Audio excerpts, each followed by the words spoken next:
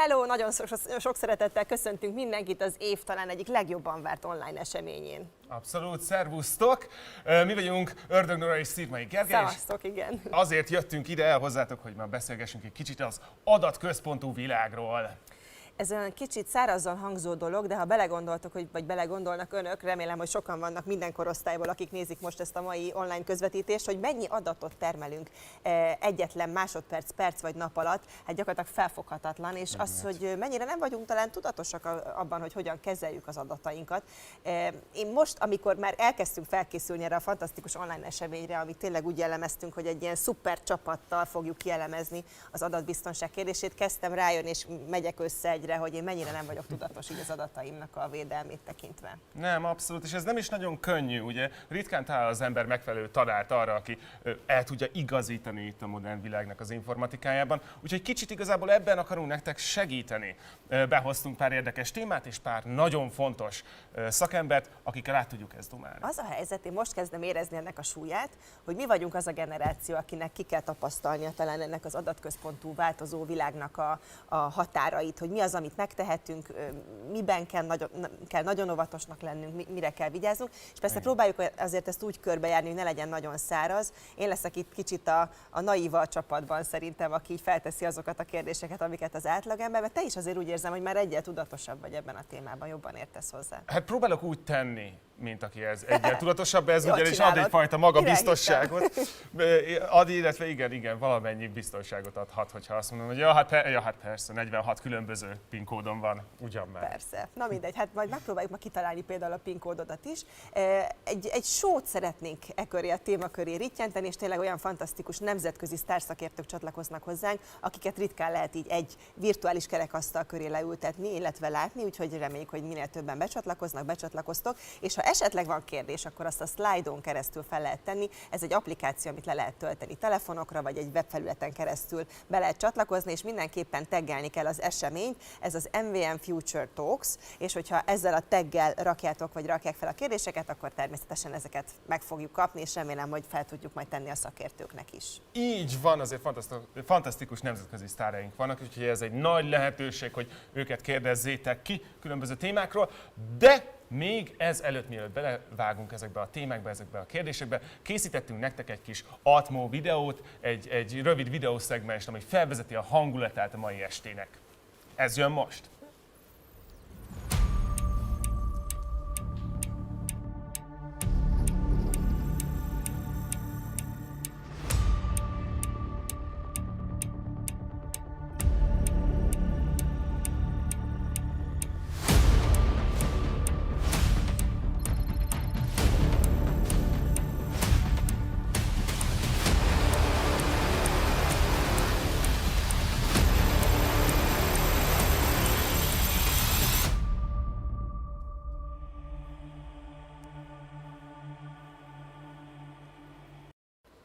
Nagyon nagy szeretettel köszöntünk mindenkit. Újra ezúttal reméljük hangunk is van ehhez a nagy köszöntéshez. Tényleg azt gondolom, hogy az év egyik legjobban várt hazai online eseményén, egy kerekasztal show, talk show beszélgetésen köszönhetünk mindenkit. Így van. Szirmai Gergővel, akivel először ülünk így egymás mellett egy kanapén. Így van, és úgy általában elnézést kérünk mindenkitől, néha elmegy a hang. Pont erről fogunk most beszélni, hogy azért az informatika világában vannak veszélyek. Első vendégünk Danny Bloom. Én is elnézést kérek, lehet, hogy leültem ide, és aztán elment a hang, tehát tényleg mindenkitől elnézést. A kis beszélgetésünknek van egy félórás felvezetője, amikor sztár vendégekkel beszélgetünk egy picit az adataink kezelésének tudatosságáról, bár ha Dannyről van szó, akkor nem lehetünk mi sem tudatosak, mert gyakorlatilag ő fogja magát és belenéz a koponyánkba, és kiszedi onnan az adatokat. Igen, ez előfordul. És aztán pedig a második részében külföldi sztárszakértőkkel fogunk beszélgetni. Mindenki választhat, hogy angolul vagy magyarul szeretné követni az eseményt. Most mi magyarul beszélgetünk, aztán majd váltunk angolra, amikor a nemzetközi szakértőkkel kapcsolódunk össze. Na de hát Danny, akkor most már tényleg csapjunk itt a dolgok közepébe. Te valóban ki tudsz fontos adatokat olvasni gondolatainkból? Hát ugye sokan ezt mondják, egyébként félnek is emiatt tőlem. Úgy érzem, hogy általában az emberek 50%-a egy ilyen félszel közelít. Valószínűleg azért, mert pontosan arról van szó, hogy a fejében lévő, talán legrejtettebb adatairól van szó. Bár ugye a mai világban szerintem ezeket az adatokat, amiket nagyon féltve gondolunk, már szinte tényleg ott tartjuk néha a mobilonkon, a számítógépeken. Hát csak, hogy ott tartjuk, ki is posztoljuk, nem is gondoljuk végig, hogy egyébként milyen információkat osztunk meg úgy a világgal, ami mondjuk önállóan nem árul el olyan túl sok mit, de ha már összekötöd más adatokkal, akkor onnantól kezdve érzékeny témákra is fény derülhet így veled kapcsolatban, hogy hol, mikor, kivel voltál, miért. Hát igen, és egy gondolatolvasó ez meg nem kell, hogy digitálisan fel legyen szerelkezve. Csak a gondolatátvitel erejével, a mentális erejével meg tudja ezt tenni. Most nyilván mi picit humorizálunk erről a dologról, mert szeretnénk ezt a témát azt hiszem egy kicsit lazább köntösbe takargatni, de azért nagyon komoly dolgokról van szó. Abszolút, abszolút. Az adatbiztonság fontos, viszont, hogyha jól tudom, akkor te azért vagy itt ma, hogy megmutass nekünk, hogy te csak úgy ki tudod találni az én PIN kódomat. Akár anélkül, hogy belemászol a számítógépbe. Mert ő egy ilyen tudatos fiúnak tűnik így az adatbiztonság tekintetében. Én tudom, hogy nem vagyok az, és most próbálok azért tanulni a mai beszélgetésen, de egy kicsit hozzuk őt zavarba. Valami komolyabb adatot. Nem tudom, hogy zavarba lehet hozni a Gergőt. Figyelj, ma találkoztunk először, igaz? Kétségtelen. Jó, rendben. Nekem nem mondtad el a PIN kódomat, nem mondtad meg nekem, hogy senkinek nem. Tudja bárki a PIN kódot egyáltalán? Nem, ez a nap első fontos tanulsága, és azt hiszem meg is, hogy nem muszáj elmondani embereknek a PIN kódodat. Nem, ezt nem tettem. Hát a férjem csak tudja a PIN kódomat. Sőt, már gyerekeim is tudják a PIN kódomat. Ez jogos, nekem nincs férjem, ez igaz. Ez igaz, lehet, hogy a közeli hozzátartozók talán, igen. Nekem is megvan osztva a geolokációm az anyámmal, hogyha elveszek az erdő közepén. Nekem meg a férjemmel. Egyébként ez is már egy rés a pajzson, akárhogy is nézzük. De akkor a Dani hát biztosan nem tudja a PIN kódodat. Nem, jó. Abszolút. És senki nem tudja a te PIN kódodat, vagy te feloldó kódodat, igaz? Nem. Nem, jó, oké. Se barátnő, se anyukát se. Nem. Jó, rendben. Az előbb, itt van a telefonod egyébként? Itt van. Jó. Az a kérdésem, hogy az előbb nem oldottad fel, itt nem leshettem le a telefonodról. Én itt voltam végén, láttam, hogy nem mutattam meg, úgyhogy... Nem zártam le, mondjuk úgy inkább, igen. Ja, értem, de egyébként arcra oldódik, vagy új lenyomatra? Arra is tud.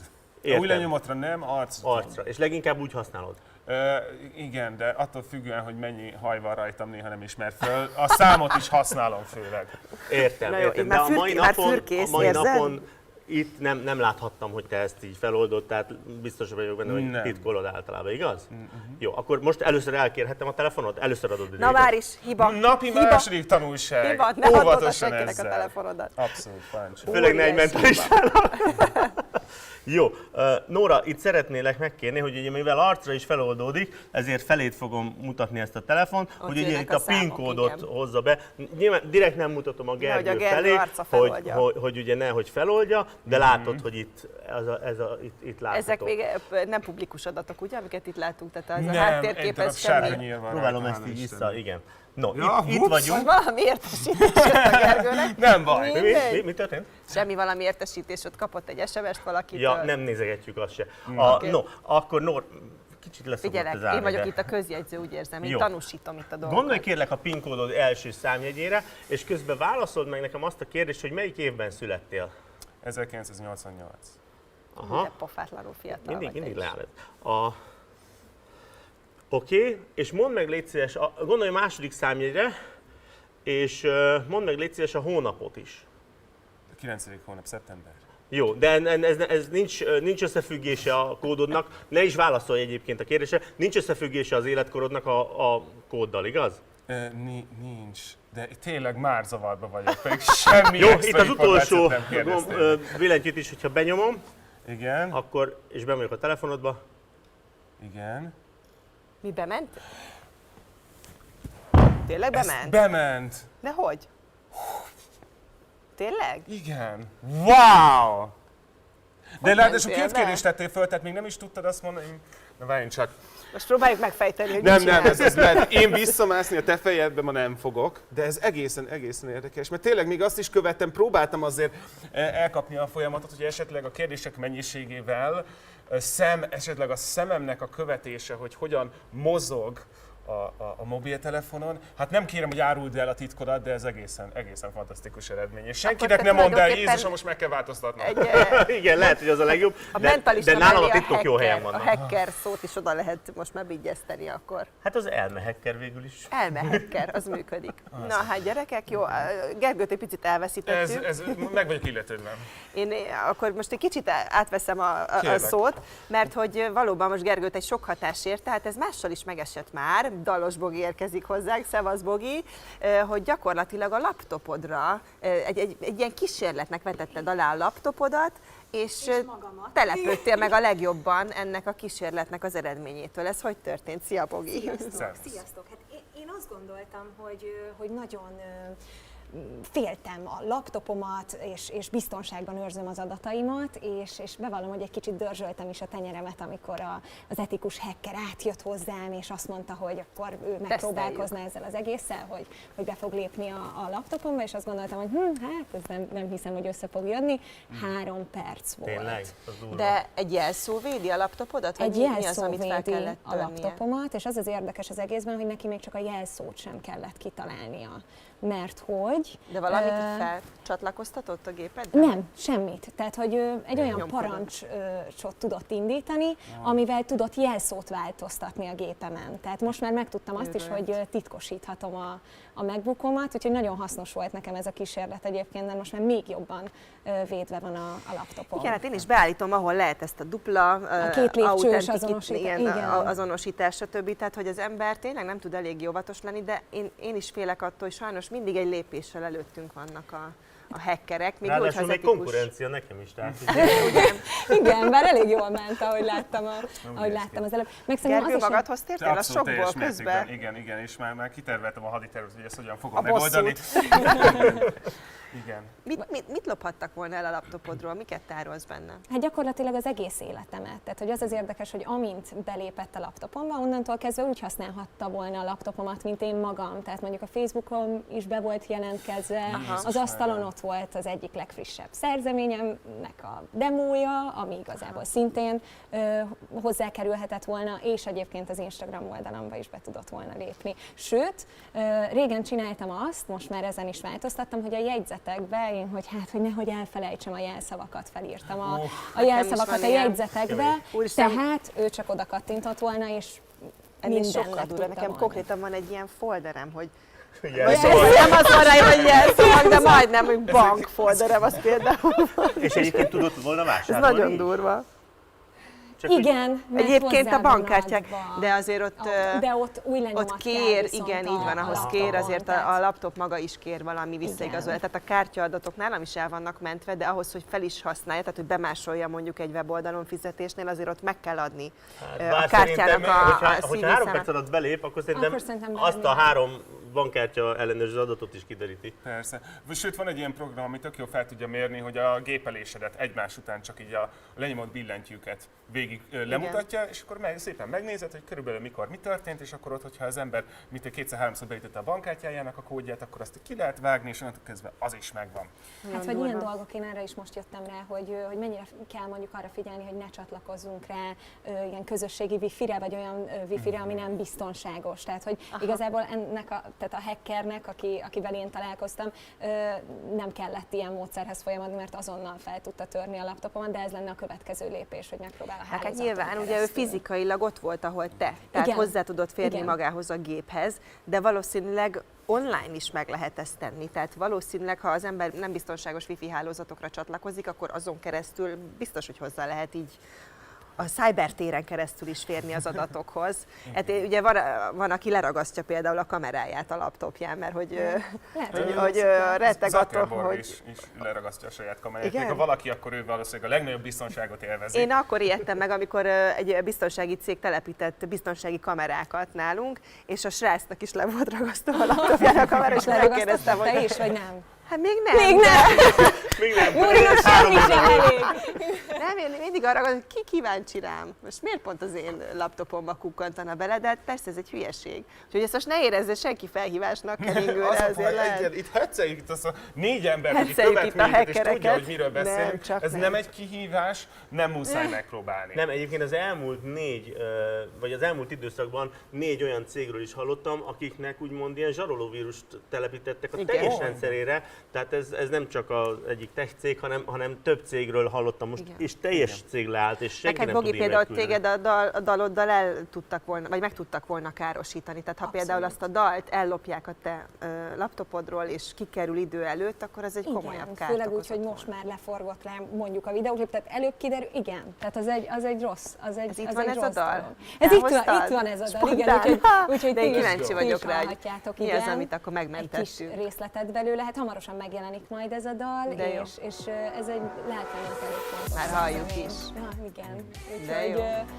Úgyhogy ezért is, ez mindenféleképpen azt gondolom, hogy nem csak lelkileg károsít meg, de anyagilag is meg tud károsítani egy ilyen, és szerintem mindannyian kaptunk egyébként már olyan üzeneteket social média felületeken, hogy kattints rá erre, hogy mondjuk megkapd a pipa jelet, vagy hoppá, te vagy ezen a képen, kattints rá, és egyik ismerőstől jön az ilyen, tehát ezekre nagyon-nagyon kell figyelni szerintem, hogy ne csúszunk bele ilyen dolgokba. Igen, meg hát ezekre az e-mailekre meg kell mindig nézni, hogy a feladó az valójában az, akire egyébként az e-mail külalakja alapján asszociálsz, mert nagyon sok közösségi médiás hozzáférést azt így csalnak ki, hogy azt hiszed, hogy a Facebooktól, az Instagramtól kaptál valami szolgálati üzenetet, és közben csak egy jól kinéző kopi Viszont tulajdonképpen. ehhez csatlakozik az emocionális oldala, hogy ugye ez a FOMO, hogy félsz, hogy valamit elvesztesz, és ugye ezt adják oda, és ezért a megfigyelő képességet tompul, hogyha érzelmileg bevonódsz, hogy Igen. felhasználták jogtalanul a fotódat, intézkedj most, és Igen. nem nézed Igen. meg, hanem Jézus már kattintasz, Mária, igen. és a legtöbb Instagramot így törik fel szerintem. Ez volt erre egy igyekezet, egy jó pár youtubernek köztük nekem is írtak egy ilyen e-mailt, aminek az volt a témája, hogy feltöltünk mindent, van egy napod utalni valami 0,003 bitcoint valahova, különben kiadjuk a YouTube csatornádat, az Instagramodat, stb. Ez egy jelentős veszélyt jelent számomra, de hála Istennek én megfelelően nem vagyok elég hülye ehhez. Csak a teleforodat adod oda egy mentalistának, akik 2 másodperc alatt belép a Szerintem ezért is pinkódodra. fontos, hogy beszélünk erről a témáról. Igen. Én is onnan tudom, hogy azok a közszereplők, vagy azok az ismerőseim megosztották velem ezt a tapasztalatot, hogy kaptak mondjuk ilyet, és én akkor már Igen. abban a szerencsés helyzetben voltam, hogy nem kattintottam rá. Dani már egy picit elkezdte felvezetni ennek a pszichológiáját, hogy az ember tényleg fél attól, hogy kimarad valamiből, de hát egyébként amilyen támadások érhetnek bennünket, annak is egy csomó pszichológiai vonzata lehet, úgyhogy most egy pszichológus szakértő érkezik hozzánk, nektek nagyon szépen köszönjük, Köszönjük hogy megosztottátok velünk a Nagyon itt tapasztalataitokat, voltunk, és egy kicsit megvicceltétek. Gergő vigyázz a dolgozat. Én csak szórakoztatásra használom, de hát ugye óvatosan. Óvatosan, Sose lehet abszolút. tudni. Köszönjük szépen, Köszönjük vigyázzatok szépen. az adataitokra nagyon, Köszönjük. mindenképpen. Ti is. Sziasztok! Hello. És hát, ahogy mondtam, Így van. Hát ahogy láthattátok most rajtam, azért lelkileg az embert megviseli, hogyha ilyen veszélyeknek van kitéve, és nagyon gyakran ebben ez még nem is feltétlenül tudatosul, mert talán túl fiatalok, vagy csak túl meggondolatlanok vagyunk ahhoz, hogy a pszichológiai vonzatait szembenézzünk ezeknek a problémáknak. Így van. Itt van velünk Bagi Renáta, szia, Reni! szakpszichológus. Hello! Szervusz! Mi az, ami megváltozott a modern időben, ami a pszichológiai hozzáállást illeti? Mi ez a fajta biztonságelvesztés, ennek milyen hatása van az elménkre? Én azt gondolom, hogy az online tér az olyan szempontból nagyon becsapós, hogy nem érezzük annyira közvetlenül a hatását annak, amit csinálunk. Tehát azt mindannyian tudtuk, amikor felnőttünk, hogy nem tesszük a farzsebünkbe az iratainkat, mondjuk, vagy a pénztárcánkat, vagy amikor elutazunk otthonról, akkor nagyon sokszor, így van, tehát akkor nagyon sokszor ugye égve hagytuk a lámpákat otthon, hogy azt gondolják, hogy otthon vagyunk, megkértük a szomszédot, hogy húzza ki a kukát, hogy ne tűnjön fel senkinek, vagy újítsa ki a postaládánkat. Tehát számos olyan óvintézkedést tettünk a biztonságunk, az értékeink védelme érdekében, amikről volt egyfajta visszajelzésünk. Tehát, hogyha ezeket nem tettük meg, esetleg valakinek feltűnt, és megérkezett a betörő, és eltulajdonította az értékeinket, felforgatta az otthonunkat. Az online térben nincs ez másként, sőt, sok esetben még nagyobb értékeket őrzünk, mint az otthonunkban, hiszen használjuk az internetbankokat, a közösségi média felület sokak számára ugye ugyanúgy munka, pénzkeresethez kapcsolódik, tehát megérdemelni ugyanazt a védelmet, mint például az otthonunk vagy az autónk, és mégis annak ellenére, hogy akár arra szívesen áldozunk pénzt, amit például te is mondtál, hogy kamerákat beszereltetni, vagy az autóba például egy GPS-es követőt. Ugyanezt nem tesszük meg az online fiókunkkal, a telefonunkkal, a laptopunkkal, mert nem érezzük annyira közvetlenül a veszélyt. Gyakorlatilag önként és dalolva adjuk meg a lakcímünket teljesen random oldalaknak, ugye hát nem random, mert mondjuk vásárláskor, a házhozszállításnál, miközben mondjuk például a bútoráruházban megkérdezik csak az irányítószámomat, akkor kicsit meg vagyok lepődve, meg sértődve, és hogy nekik miért kell tudni az én irányítószámomat a vásárlásnál. De az interneten meg semmi ilyesmi nem is gondolkodunk. Nem, sőt, a Google-nek kell magának könyörögnie, hogy állíts be még egy biztonsági állítást, kérlek egy másik telefonszámot, vagy egy másik valamit, e-mail fiókot adj meg, mert folyamatos veszélyben vagy, foglalkozz vele.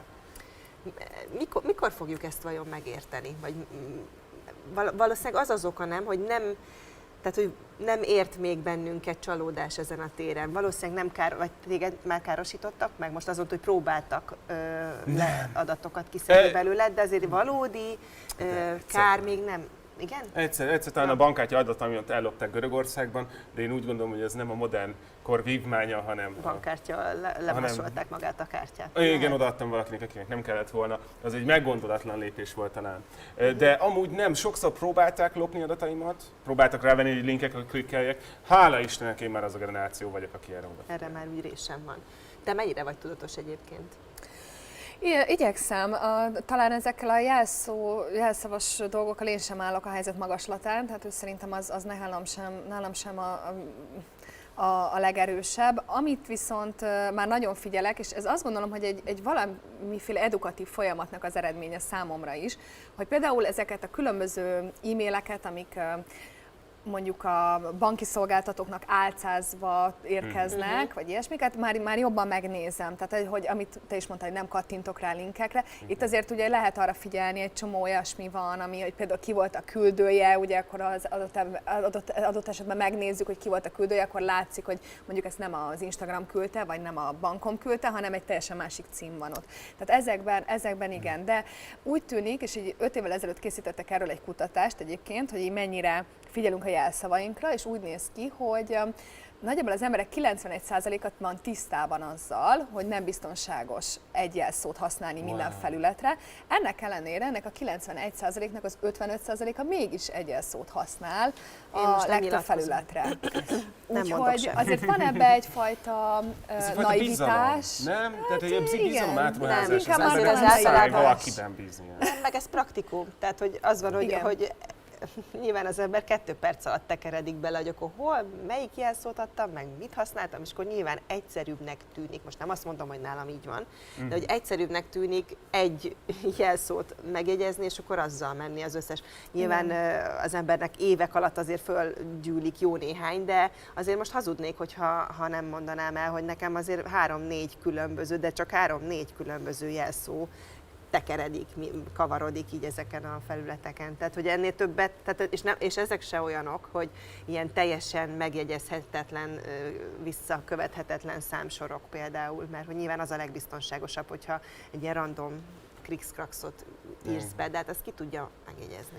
Viszont, hogyha ez azért megnyugtathat, ez egy nagyon új dolog, hogy ennyire vigyázzunk, vagy próbálunk vigyázni a biztonságunkra, azért nemrég volt arról hír, hogy még az atombombákat se őrzik azért igazán nagyon modern technológiával, tehát vannak itt bizonyos technológiai elmaradások, úgyhogy az, hogy mi már különböző nagy és kisbetűket használunk, meg stb. Ez egy előrelépés, úgyhogy én úgy gondolom, hogy ez azért egy folyamat. Még egy picit az online világ veszélyeiről beszélgetünk, ez nyilván nem feltétlenül az adatbiztonsághoz kapcsolódik, de közben mégis arról szól, hogy feltöltünk magunkról mindenféle képeket, csetelni kezdünk adott esetben vadidegenekkel, most nyilván ilyen általánosan fogalmazok, tehát nem feltétlenül én kezdek vadidegenekkel csetelni, olyan embereknek a kommentjeire adunk, akiket nem is láttunk, nem is ismerünk, hogy ennek nyilván van egy csomó olyan vonzata, amit mondjuk pszichológus szemmel is érdemes vizsgálgatni.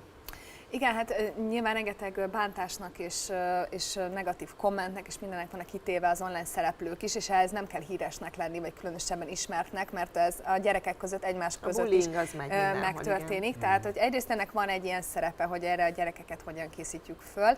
Nyilván van ebben egy tudatosság is, hogy muszáj, hogy ezt tudatosan kezeljük, de én szerintem, ami nagyon fontos, hogy akinek gyermekei vannak, ott mi szülőként tudjuk vállalni azt a felelősséget, hogy a gyereket tájékoztatjuk arról, hogy amit csinál, vagy amit tesz, az annak milyen következményei lehetnek, hiszen például ez a generáció már beleszületett ebbe a világba. Tehát nekünk még van emlékünk arról, hogy milyen volt az a világ, amikor még el lehetett felejteni dolgokat, vagy amikor olyan dolgokat csináltunk esetleg egy osztálykiránduláson, vagy az egyetemen, vagy bármit, ami reméljük, hogy már senki nem emlékszik rá, és lehet, hogy tényleg nem. Ma viszont mindig van ott valaki, aki ezt éppen felveszi, vagy megörökíti, és sokan emlékeznek rá, és hogy azért azt gondolom, hogy az a mi generációnknak is a felelőssége, hogy a fiatalabbakat arról tájékoztassuk, hogy ezek hova kerülnek, mi történik velük, és hát ugye erről fogtok a későbbiekben is beszélni, bizony, hogy mi történik ezekkel, mi a jövője ennek, hova kerül mindaz, ami ott a felhőbe felkerül, és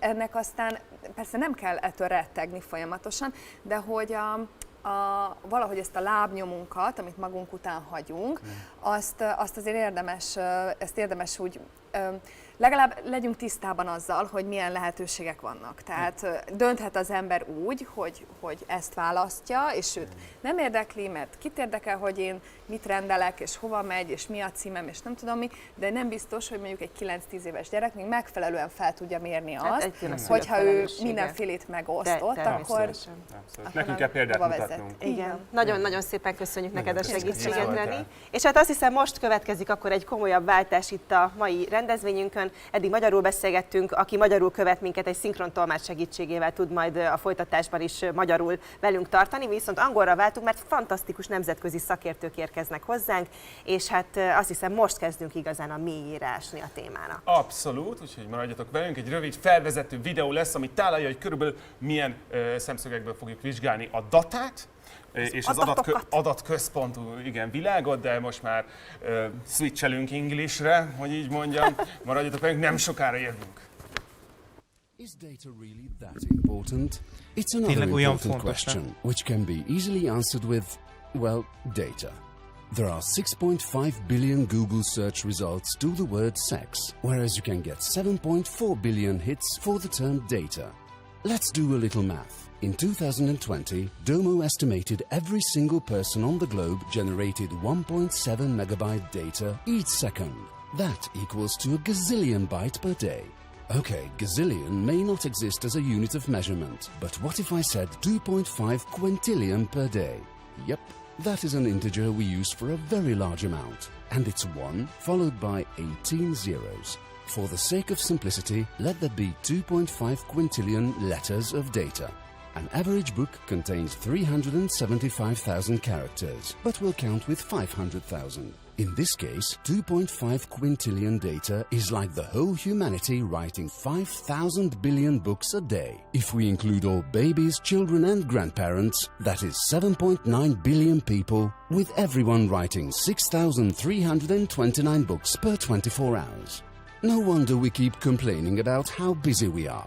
Each day we write 306.4 billion emails and 500 million tweets, while we also perform 2 trillion internet searches.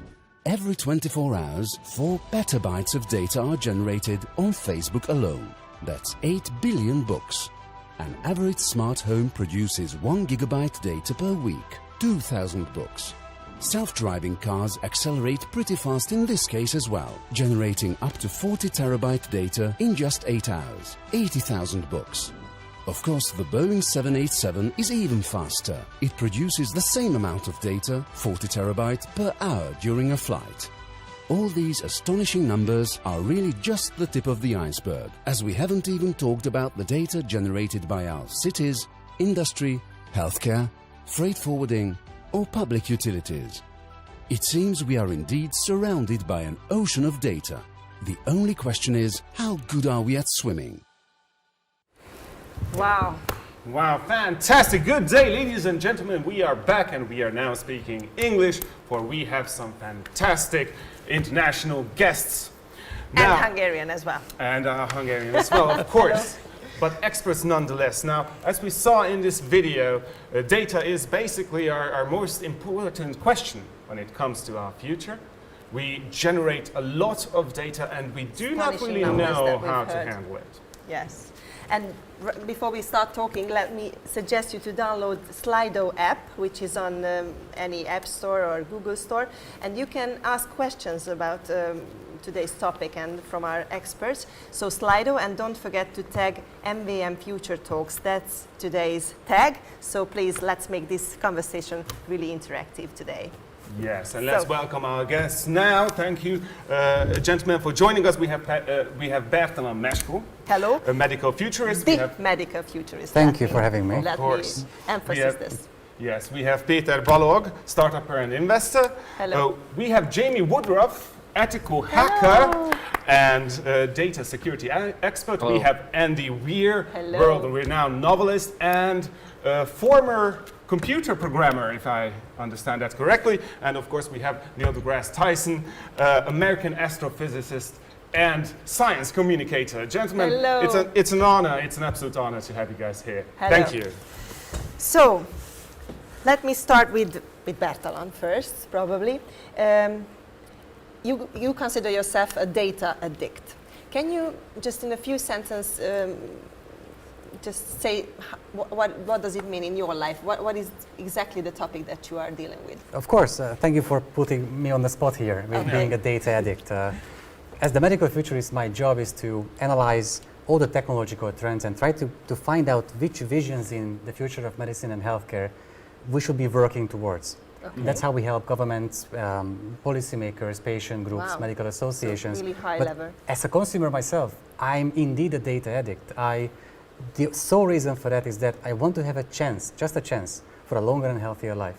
And I don't see how I could achieve that dream without using data, without obtaining data, health parameters, information about myself, and then using that kind of list of insights and a bunch of data and expertise, using that in partnership with my healthcare professional, using her expertise, knowledge, and experience in that. And are the doctors partner in this project? So if you just gather the data for yourself and go there and say to the doctor, okay, hey doc, I found this and this and this, do they consider you as a partner? I think you know the answer for that question. Mm-hmm. Well, but my first two primary care physicians weren't really a partner in that. But my primary physician now, she's very much a partner. So I think what we patients, consumers can do is that we keep on trying. It's about our own health and disease. It's about the data we already have, but simply have never had the interfaces to access that bunch of data. So let's access it, let's own the data and bring that data to the next doctor-patient meeting and raise these questions. Now, correct me if I'm wrong, but what you're talking about sounds like data literacy. The ability to read data and to implement it in our normal lives. Now, that seems to be a really important topic amongst experts because, and there is this simplistic saying, that data is the new oil. The leading companies are now Peter, not dealing in oil, but in data itself. Do you agree with that? And this question is open to everybody. I really would love to know. Because I saw Peter's face. Yeah, I mean, data is like cow dung, like manure. Yeah. In that we generate a lot of it. So whatever we do, there's usually now a digital trace of it. Mm-hmm. So there's lots and lots of data generated, and most of that is not valuable unless you know how to make use of it, unless you know how to deduct something useful out of it. So I don't think that data alone is worthwhile or valuable. It's not the new oil. Knowledge that you derive from data and understanding data and data literacy and analyzing this data leads to better understanding how the world works around you. And I think that's very, very, very valuable. Mm-hmm. Right. I would love to ask the gentleman about this. Do you guys agree? Because manure seems to be a harsh word now. Andy disagreed so much that he disappeared, but now he's back, now he's gone again. Fine, Data. Fine. It's a contentious topic, I understand, Andy. Please come back to us. He's silenced. Yes. What do you guys think? I didn't leave. Yeah, we can hear you, so the sound is perfect right now. All right. Okay. All right. I mean, sorry, go on, Andy.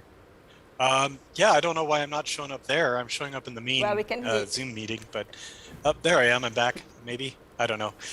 You're with us in spirit anyway. Yeah, And it's as he said. Data. There is just an enormous amount of data available. You have to know what to do with it. So if data is manure, then you need your dung beetles to be able to get in there and make anything useful out of it. Yeah, I would take it to a different dimension, however. All of the data each of you have been describing thus far have been of an obvious kind, in the sense that, okay, there's the cow dung. It has material in it that can't be that much different from what you originally fed it. You have surrounding information for context. In my field, there are objects we've never seen before. There are things that defy any prior understanding of how to even ask questions about it. Yes. And so then you have to say, what kind of data should I be seeking out in this new phenomenon? And for me, that's the more interesting kind of data, because that enables future understanding that would not previously been empowered by data that you're just gathering because people are handing it to you for free, or handing it to you because of what they're doing or what they're otherwise thinking. So I want to keep so for example, using a medical analogy, if people are dying of something, let's say some tumor that's in them, then you have to get different kinds of data than what was available before. What's in the tumor? How big is it? How often does it appear? And those data are not already there to be mined. You have to go out and get it. And that's an important side of this equation that I think we shouldn't lose sight of. Right.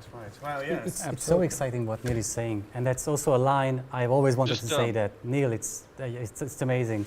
Because there have been companies in healthcare showing that using artificial narrow intelligence, they found drug combinations no researcher has thought of before. This is something unprecedented, and such a research project normally takes years at best, but for that algorithm it took about 2 days.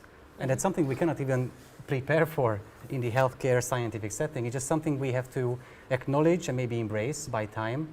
And that's why we always say that when physicians tell us that all these technologies take away the art from the art of medicine. While I think that it's the opposite, that now we will have the real art of medicine when AI comes up with a cure, a treatment nobody has thought of before. And your job as a medical professional is to find out how the algorithm could come to that conclusion. This conclusion. Jamie, what's your opinion about that? We've tried to say something, but we've... Yeah, so you picked the perfect person, like Andy, for the dung beetle. Like, that's right up his street, yeah. So from my perspective, data is always far more valuable than currency, right? And I've always kind of preached this throughout the years. I started hacking when I was 9 years old, and my kind of take on it was more like the Bankses of the cyber world, right? So we'd spray our digital graffiti or tag. You could hack 180,000 websites in one night. Relatively simplistic to do. And then moving kind of forward to where we've kind of evolved to today. Now hackers and malicious individuals will just sit there for a long period of time, right? They won't modify anything, they won't change any data, they won't do anything at all to kind of raise any questions to what might be occurring, and they'll just sit there and they'll just watch this data. And you're quite right, it definitely is far more valuable. Yeah, but on the other hand, we have to be very cautious and so I'm not really feel myself secure, because I give so many data in the internet about myself, and just right now I'm getting to know that it's really dangerous at some point. Yes. When we give so much trust to the algorithm. Kind of following on from kind of following on from that, I mean, there's quite, for instance, you can download a free app from the Play Store, right, on Android, and you can walk past people and you can pull every single transaction history of what they've spent on their particular credit card just by walking past somebody. You can pull the 16 digits, the expiry. Like, this is supposed to be kind of confidential information in a sense, but yeah, you could download the app. It's literally called Credit Card Reader from the Play Store. Please don't make it an that sounds like a fake. So I can say, like, hey, like, oh, I see that, did I see you at the gym this morning at like 11:30? Like, I can see the transaction that you paid, but you don't know that, and build up some kind of report. And all these data points, we sign up to a forum, we want to kind of get fit, we forget about it, but like our date of births are there. And then we go somewhere else and we sign up and we leave that trail, and we can use free software like Multigo or Creepy. So CREE.py is a really good example. You can abuse certain social media APIs for academic purposes and extract longitude and latitude and location data from images. So then you can map a person's life over the last like 3 to 5 years to go to, to see where the frequent locations they visited, or where's the most likely point to be able to intercept them to extract information or steal the equipment. So it's everywhere. You've just got to know what technologies to utilize. Wait, so Jamie, we've went through many decades of consumer protection organizations rising up so that we are not exploited or abused by marketing, devious marketing intentions, especially of the corporate world. Are you suggesting we need yet a whole other boosted level of consumer protection so that because the old agencies can't possibly track what you're saying, that it's hopelessly antiquated in order to have any impact there. Because this would imagine a future where if you take that information from me and use it, you have to pay me. And do you foresee that future? Because I would welcome that future. Yeah, I think everybody would, right? All the college students and stuff, they'd definitely welcome that. From kind of my perspective, I mean, obviously before we went live on this call, we was talking about numerous things, and one of them being Atlas Shrugged, right? So obviously I got online, did a bit of research because I wasn't familiar with it. It's back in the 1960s. I wasn't even born for another 30 years, And straight away my phone pinged, Google surveys saying, hey, you recently searched something, what was it? Like Atlas Shrugged. Then asked me all these questions about this to, harvest that data and my interest in that particular subject. So I think moving forward, there has to be some kind of way to get your data back. But I think it's very unrealistic because essentially we've already given everything away. You say to an Alexa device like, Alexa, who is Jamie Woodruff? She knows my date of birth. She knows I'm a British hacker. My daughter's name that's never been made public in any media outsources. I have no idea how. But all this information's been pulled from somewhere without my consent. So again, like, how do we know what data classes to be able to pull back to ourselves to then say, okay, that's fine. In Europe, GDPR is a prime example. You have the right to be forgotten. But how? How can you be forgotten in this day and age? It's, impossible. Gentlemen, we have a question that has arrived. We need people like you to find those. Jamie, we need people like you to find those solutions. Neil, carrier pigeons, right? I'm telling you now, invest in carrier pigeons, okay?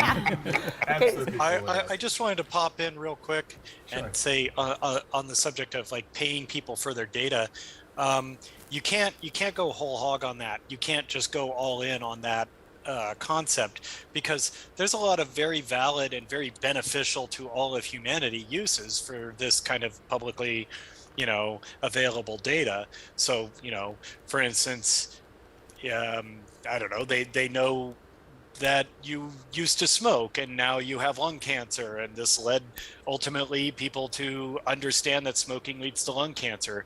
If you had to pay people for that data, then that research might not get done. So there's a line somewhere. Maybe and you're talking about a scenario where you're even paying for anonymized data, and I don't think that works. As long as it's anonymized, I think that's fine. Also, you gave it up willingly. I mean, 30 years ago, I used to get a phone book every year that had everybody's phone number in it. I mean, that was just public. Yes. People didn't care. True. Wow, they had books with phone numbers? Tell me more, Andy. Tell Crazy. me more. Well, Yes, absolutely. these huge books with all the phone numbers, but it took ages to gather the data from the book itself. Yeah, I think generation after generation, our relationship with privacy is changing as well. So as time goes by and we get deeper and deeper into this digital age, we're letting go of more and more of our data. There's still a level where it's potentially dangerous to us, where it could bite us in the back. So there's some data that we want to be careful with, but I think overall, year after year, we're giving up more and more willingly. So privacy is not existing in the digital age. It's not something that we can at some point, this is a serious topic. If you try to get a job and that company knows that you used to smoke or you had done this and that, that, Because and they you don't have hire you downloaded the because of Instagram that. picture probably Yeah. where you smoked. Then it becomes a huge problem. There is such a thing as algorithmic bias. Yeah. That sort of skews the data it collects. So this is basically our next topic, and I think it's really important. There's so much of this data that we do need algorithms to sort of through them. Is there an algorithmic bias? Is there a danger inherent in the usage of algorithms? What do you guys think? Absolutely. Happy to jump in healthcare. That's one of the most crucial issues these days. I think from There are skin checker apps, for example, that you can use your smartphone through the app, you can take a picture. You It can uses check your AI-based algorithms to analyze your skin lesions. If there is something wrong or seems to be wrong, it lets you know that let's get that skin lesion checked out. Yeah. And it was shown in studies actually that with people with darker skin colors, the algorithm makes mistakes. Simply Yes. because the training set was not full of all the types of skin types. And that's an algorithmic bias. But what I'd like to point out is that it's not the algorithm that makes a mistake. It does It's the human. it's as rich as the data we behind the feed it with. algorithm. It has to be something that is raised why the developers are working on the code to know that, well, in this issue there could be bias, so let's proactively fight against it while writing the code. Yes. Jamie, you wanted to jump in on this? You had something to say earlier? Yeah, so let's just say, like, have you ever heard the saying, like, when in Rome, right? Well, I was in Norway a couple of weeks ago. I was doing a speech for about 3,500 people, mainly students, and one of the giveaways were getting this RFID implant chip embedded in your hand. Mm-hmm. So me being me was like, yeah, I'd love to do that, you know, in front of everybody on stage. And then next thing you know, I actually ended up with the actual implant in my hand. So Wow. hidden beneath my skin here, you can kind of see the needle mark still here. Yeah. There actually is a chip, see? So it's just read the You chip. have a chip if I in move your my hand? phone a little bit. Yeah. Yeah, so one of the things that's quite cool about Wow. it, I'm so close, but being able to drop malware with my hand, right? So just walk up to like a hotel chain, put your hand down, be able to write, download, drop, and execute a malicious file just by having my hand, you know? Wow. So it won't be long before hackers can adapt and kind of utilize that. But I'm always against, you know, privacy. My entire life, I've always been very a private person. You know, I don't really like to share information. And here I am now with a chip in my hand, right? Wow. Yeah. It's very sci-fi here. So, Yeah, I would add though that this concept of bias, yes, the data that was collected could be biased. The algorithm to interpret the data can be biased, and it can be biased in ways you don't even know. So just as an example, one of my favorite images. So imagine you just saw a helicopter for the very first time, and you say, "Wow, that's cool. I'm going to take a photo of it." So you take a photo, and you show it to your friends, and look at this device that can fly. And they say, "We want more data, not just a photo. Why don't you get a video?" So then they take a video. And then what happens if your video frame rate, 30 frames a second, let's say, exactly matches the rotor blade rate? Because here you are thinking you're getting more data, okay? And do you guys have that preloaded? Yeah. Because Yes, sent we have you a this link. video, yes. And it seems Just bring that up for a second Yeah, to here show we go. everyone. it just seems still, yeah? Oh, there it is. Yeah. It seems Can still. you see that in the background there? Yes. Yeah. So Fantastic. there's a helicopter ascending without any apparent motion of its rotor blades. Yet I have more data than I had before. Previously, I only had a snapshot, one photo, and now I have a video. So even though you think you have more and better data, in fact, in that particular case, you don't. And so I think we have to be very careful. This argues for, by the way, having as diverse a group of people as possible. Did I freeze again? No, Yeah, we but can we can listen, still we can hear hear this your freezing. voice, so it's good. Whoa! Okay. Yours. So it argues strongly for when you are seeking out data, when you are composing algorithms to investigate it, and when you analyze the results, you want the widest possible variation of people investigating what that is and coming at it from every possible angle that you can imagine. Otherwise, you'll have the collective bias of who's in the room, and you want to minimize that. Right. So Yeah. the human Can I element just add a still point, has if to that's be all right as well? regarded. Yeah, and well, it's a connecting topic, So- the fake news, the topic of fake news. So you go on Facebook, if you see an article and so many people just share it, you think it's true. I'm trying to be clever here, but a lot of people thinks just because it's on Facebook and so many people thinks that it's true, but obviously it's not really that way. We have to be very careful with that as well. So No, it's more just a subtle than phenomenon. that. Yeah, so you're talking about a deliberately malicious, like somebody Yeah. went out of their way to make something up and lie. But we're just talking about cases where everybody involved is trying to do the right thing. They're all trying to be honest and get real useful information, but due to the method of collecting data and the data itself can lead you to the incorrect conclusion. So in Neil's Yeah. example, Right. everyone involved, the guy's never seen a helicopter before. He wants to share this information. The people who want to analyze it say get a video, and then everybody concludes that helicopters fly by keeping their rotors stationary. And nobody was lying. Nobody was trying to trick anyone. Yeah. But I Yeah, think, sorry, I just want to kind of add a point as well. Yeah. Well, if we kind of look at Microsoft's Tabor, does everybody remember that from back in 2016? So how this wonderful kind of chatbot was created, it would analyze people's expressions, communication trends around the internet, right? And after the first 4 days, it became the most racist, the most hated piece of AI that was created Yes. in such a short period of time because it learned from what we are horrible. like as a culture. So even from an algorithmic Well, it perspective, learned from the internet, which Yeah, is yeah, that's not I think necessarily that's not a fair representative. representation of our culture. Listen, Andy, we had a conversation an hour ago about you being the king of trolls, so don't even get me started on the internet. Right? I am quite the Okay. troll. But my point being is, again, it always falls back to the human element. The person that's created that, the person that's distributed the information. Like, we can have all the technology in the world, but the people are the ones that let that down, or how it's implemented and utilized or misconfigured. So that's just one prime example. There's been other ones recently where Google and Microsoft created separate bots. They put them in like a local area network together. After about 46 minutes, they started talking their own language. So they had to shut them down because they didn't understand what it was communicating about. So again, the human side. Forbin project.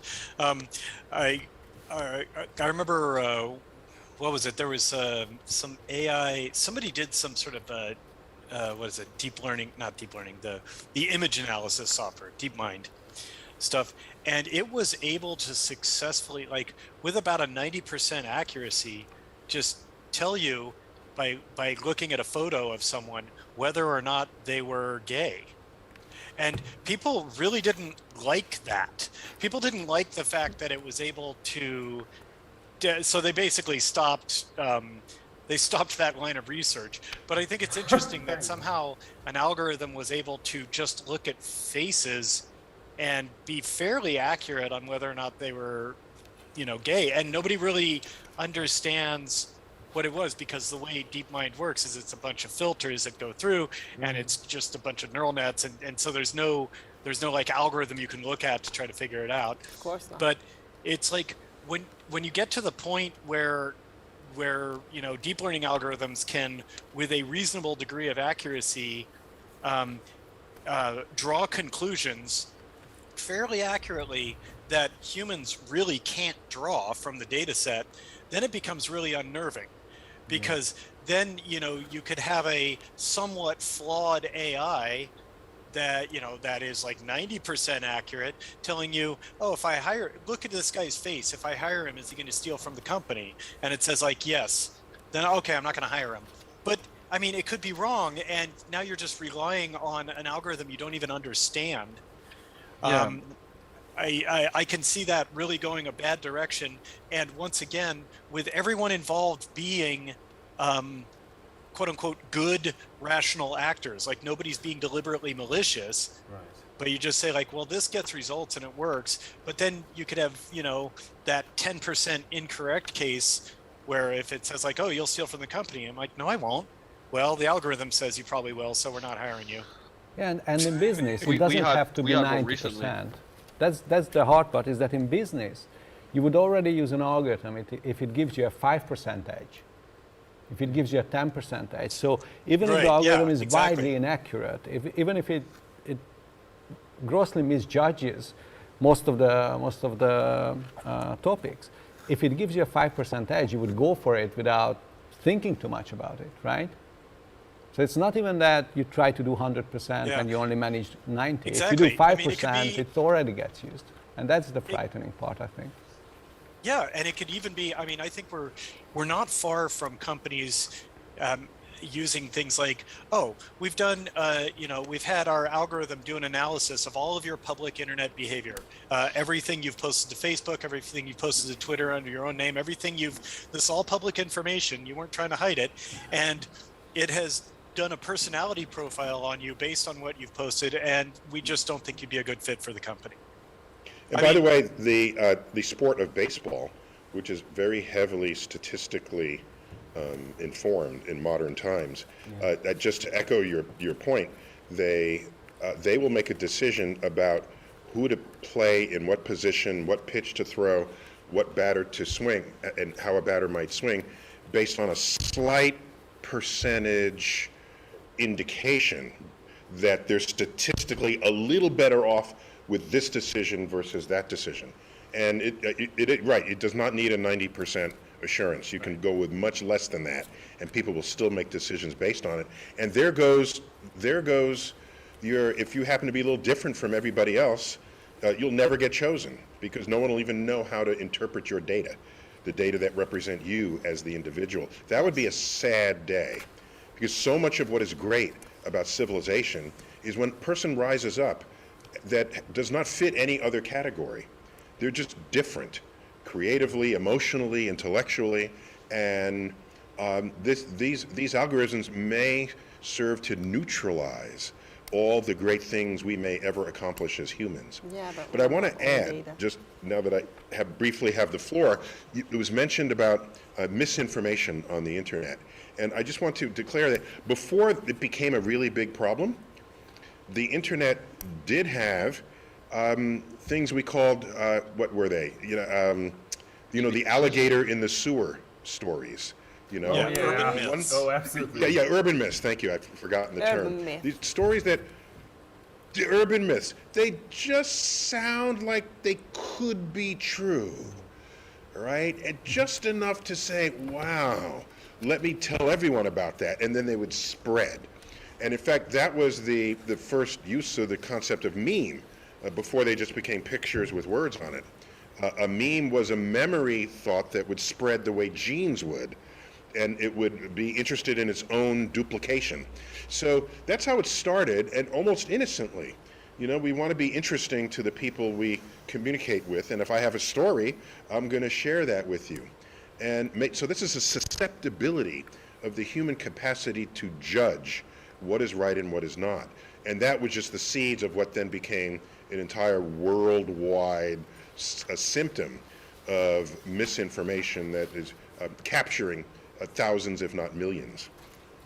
Peter, going back to business field, how many % is the data and how many % is the human factor when you go to decide? As an angel investor, it's all about the person. It cannot be too much about data. I'm not that data driven. Ultimately in business, especially for a startup, it's either that guy or girl making it or not making it. So it's a lot more about the founder's personality or the founding team's personality. Do you have to go through the data, the numbers, if they are good, the market? if the founders are good, they will figure out. They might have a bad idea today, but they might figure out that it was a bad idea and then change the idea. So it's all about the people, the person itself? In startups, I believe that it's mostly about people. And there has been algorithms trying to predict, AI algorithms trying to predict the success of startups, but none of them succeeded yet. Okay, I thought that you were going to say that it's 90% data. Because I think, just as Nia said, in startups, the successful ones are the odd ones, those that are not fitting the system, those that are somehow unique, who are trying a different approach, who are seeing the world differently, who have something that others don't. And that's really up to the founders. So I think if you look at, is there a uniform successful startup formula. There's no such thing because the whole thing is about being different and finding something new. Right. But when it comes to bigger companies and bigger data, every day we have a new scandal about somebody using our data for the wrong. So in the big picture, what do you guys think? Is our data safe, or can it ever be safe in the hands of big business? It's quite an easy question to ask. Of course not. Of course not. I think at this point we have to say out loud that there is no AI revolution, or as we say in healthcare, there is no technological revolution in healthcare without a breach in our privacy. I think that's not the question, the right question to ask. The right question to ask is how much of our privacy we are willing to give up in exchange for something. In my job, it's in exchange for a chance for a longer and healthier life. And as long as I'm the one making that decision for myself, ethically I should be fine. But as soon as it's my health insurance company or my government or other company making the decision for me, or a technology company because the devices I'm using belong to them, that's a different discussion. Yes, we have a question on Slido, and this question is for Andy, I guess. Andy, can you imagine a protagonist company for your next book, a business where the business of business is more than just a business, not just a maximizing profit? That doesn't sound like the sort of book I would write at all. Okay. I mean, like when you think of me, do you think of like, oh, boardroom thrillers? No. Yes. So, Maybe branch out. I can't imagine that. I mean, I do have. So my second book, Artemis, had actually a large part of it was economics, about the economics of potential future space tourism industry, and the movers and shakers within the story were making decisions based on what they thought was good business. And I even made a case for how like underdeveloped nations in Africa could really take advantage of the space boom because they have real estate on the equator, and so they can launch more cheaply, stuff like that. But only within the world of space and space travel. I would certainly not be.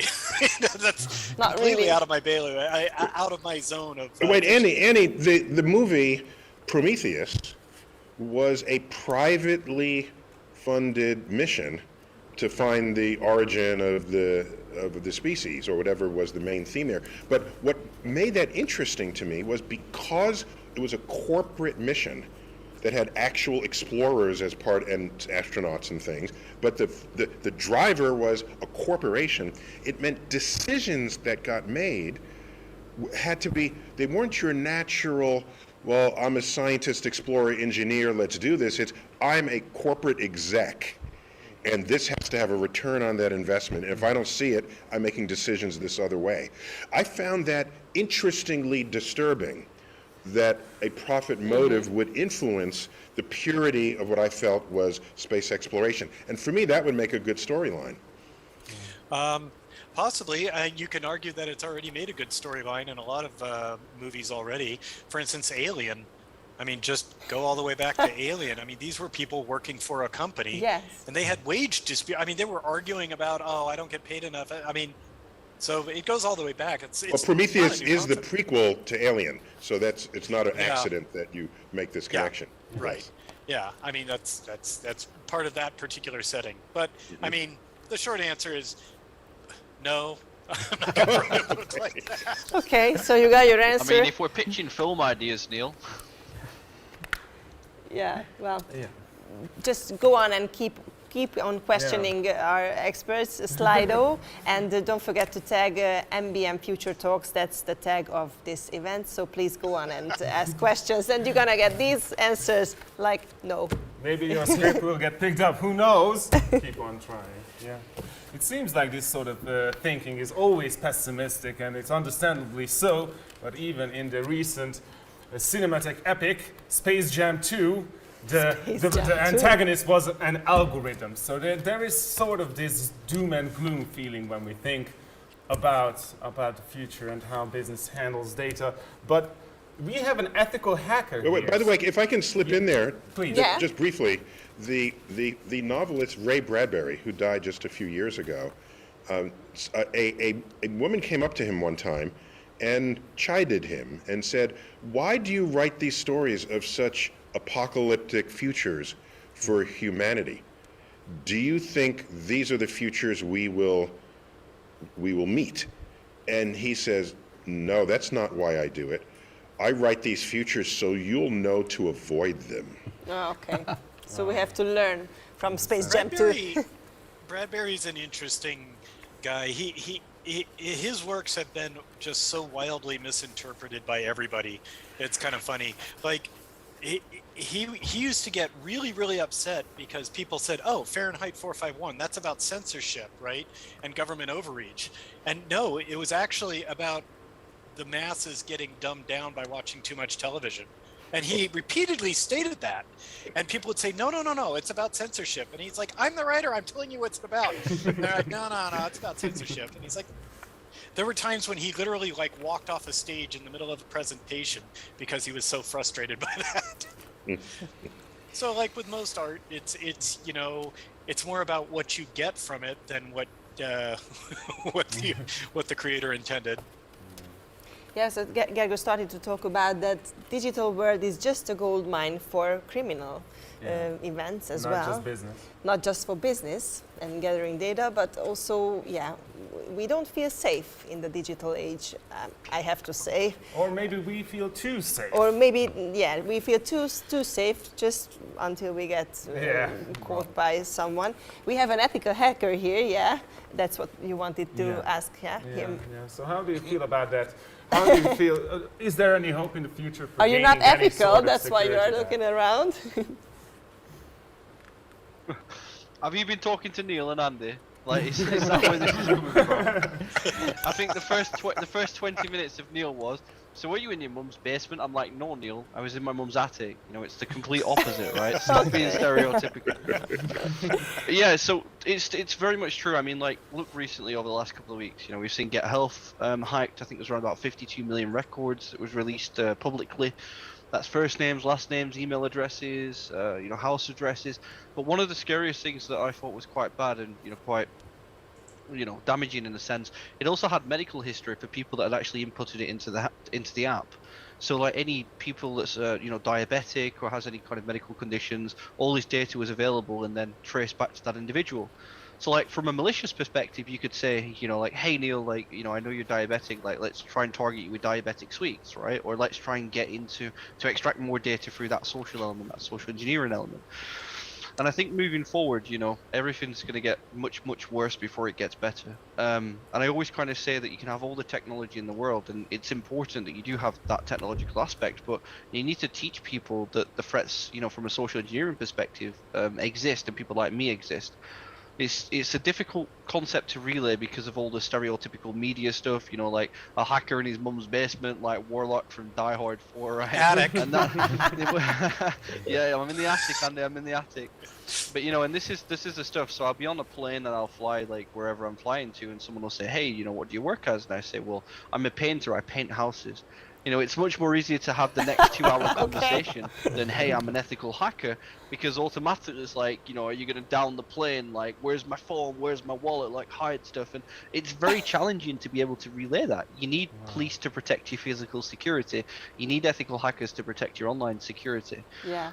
So yeah, it's not one of them things that's like yesterday in a sense of moving forward, but everything's going to get far worse. I mean, some of the hacks nowadays are just so simplistic and so easy. It's much more easier to go through the human side of security than the technological side.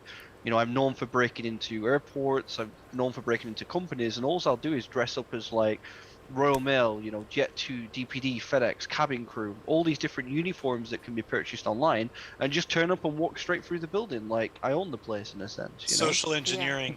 Yeah, they say there's almost nobody will stop someone in a work uniform carrying a clipboard. Yeah.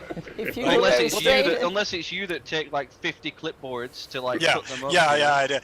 But also there's a whole YouTube channel of these two guys who just carry a large board around.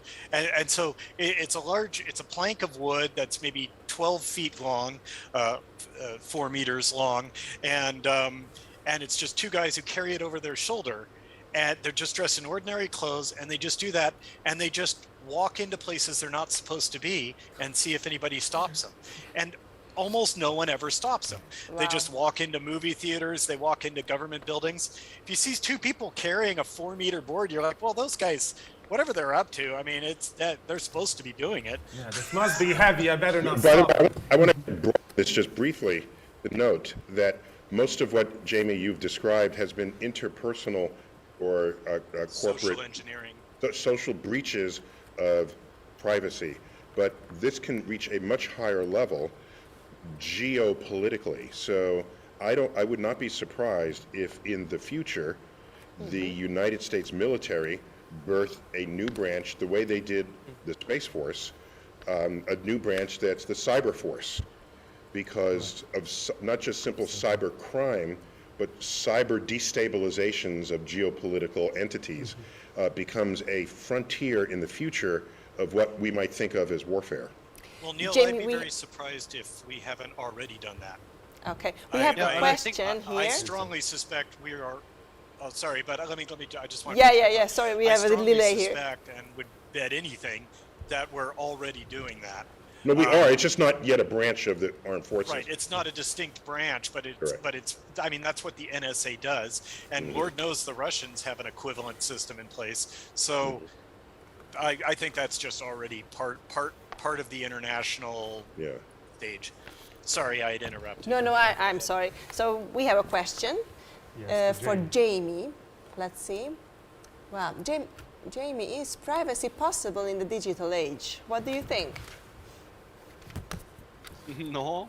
No, the short answer is no. No matter the way that you word that question, or the answer is no, like not at all. And it's kind of scary. So I'm working on some stuff at the moment, right, with automatic number plate recognition software. So it's like a space that's not really been touched or changed, but the amount of stuff that you can pull just by driving around a vehicle is absolutely unbelievable. You know, we did one recently where we drove around for 36 minutes and we found a grand total of 412 vehicles with no insurance, right?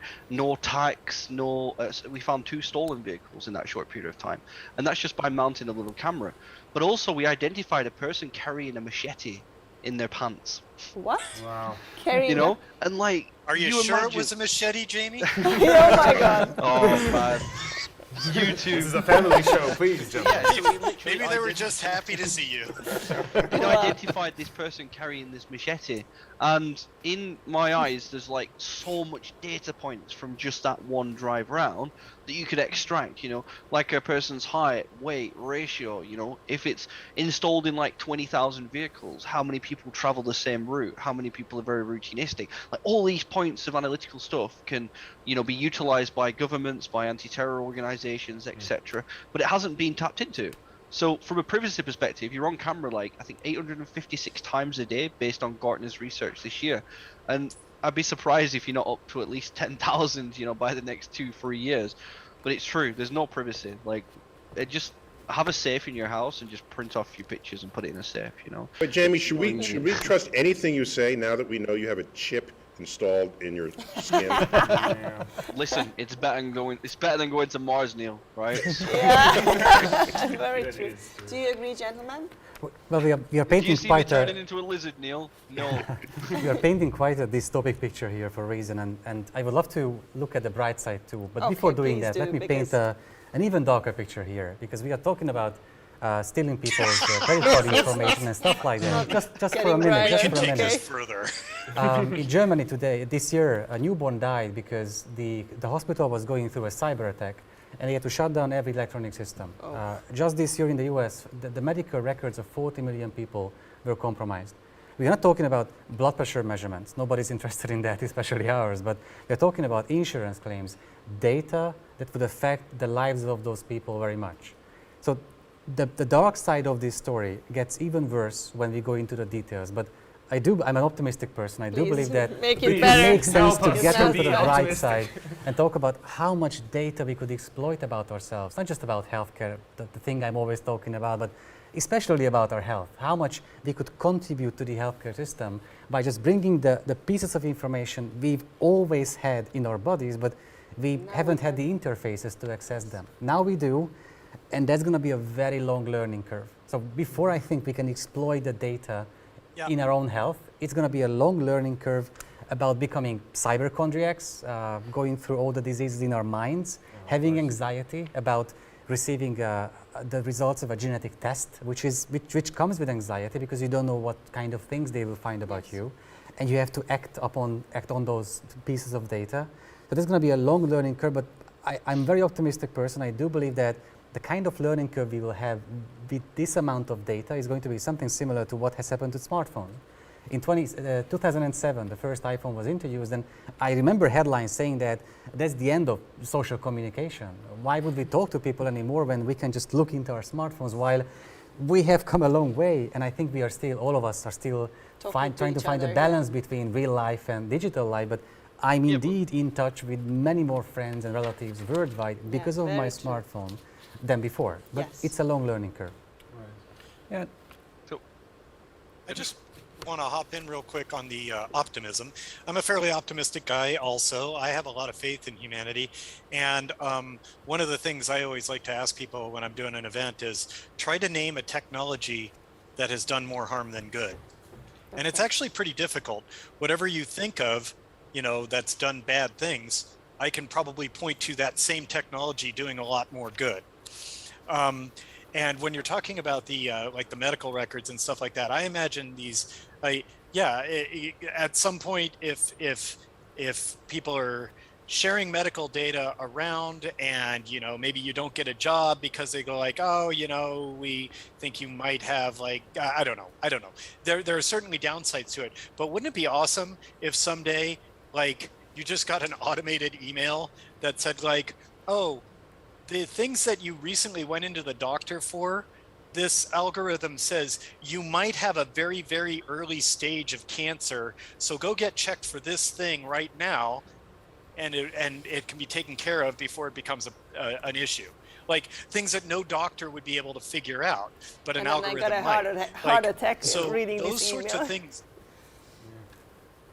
Yeah, well, no, but it'd be something like, hey, the bad news is you might have cancer. The good news is if you do, it's caught so unbelievably early that it can be very easily dealt with, like earlier than any human doctor would have been able to figure it out.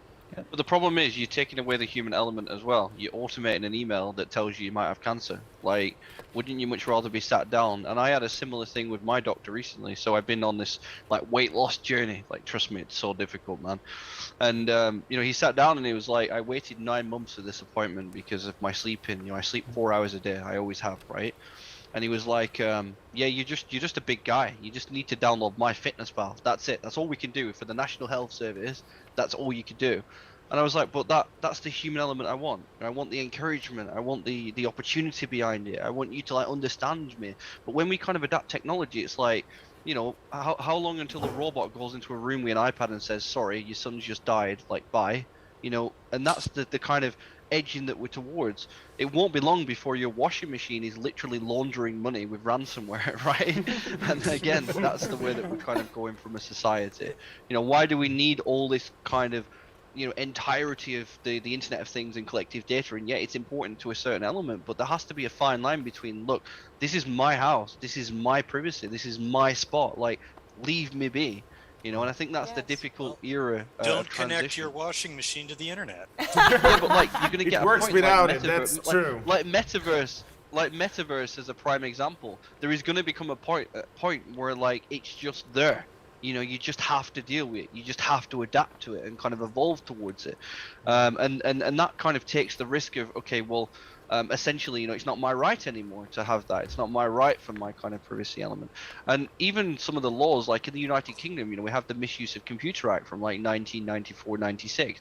How many people were working from home in that period of time? Okay, maybe Thank you some. so much, But how Jamie, many people were utilizing technology to dial into a remote environment?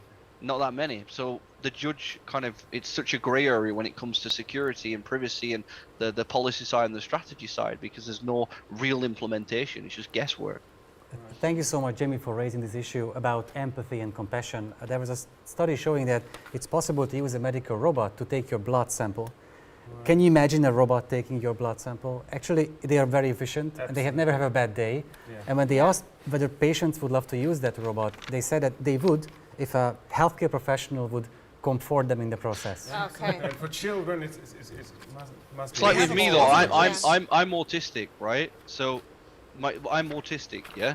So I've always been in that mindscape. So when I go for my injections, so I have to have my mum present with me. I'm 28 years old and I still need that element of trust. Okay, am I going to be affected? Is everything going to be okay, you know? So when you take away that, how does the robot distinguish between disability? You know, how does it understand if a person is socially anxious, doesn't want to be inside that environment? It doesn't. You're just an object for that. Wait, you're all missing a very important dimension here, all of you. And let me just say, you go back 20 or 30 years, there was they did a poll. They said, this is back when autopilot was becoming a more significant feature in airplanes. They said, and computers, people were still kind of new with computers, and people asked, they were asked the question, if there's a problem with the plane, what will you trust more, the autopilot or a military Air Force pilot with 20 years of experience? Everyone picked the human. But nowadays, I don't know that that's the case, given what we know is the power of computers to fly airplanes. We have drones, for goodness sake, that fly better and more accurately. And plus, most of what you think a pilot is doing, they're not. It's a computer on the plane. And right now you walk into the tram that goes between terminals at airports, and there is no pilot human, there. Yes. No engineer driving the plane, the train. So I think all of your comments about not wanting the robot to be there in the room, they're true for today.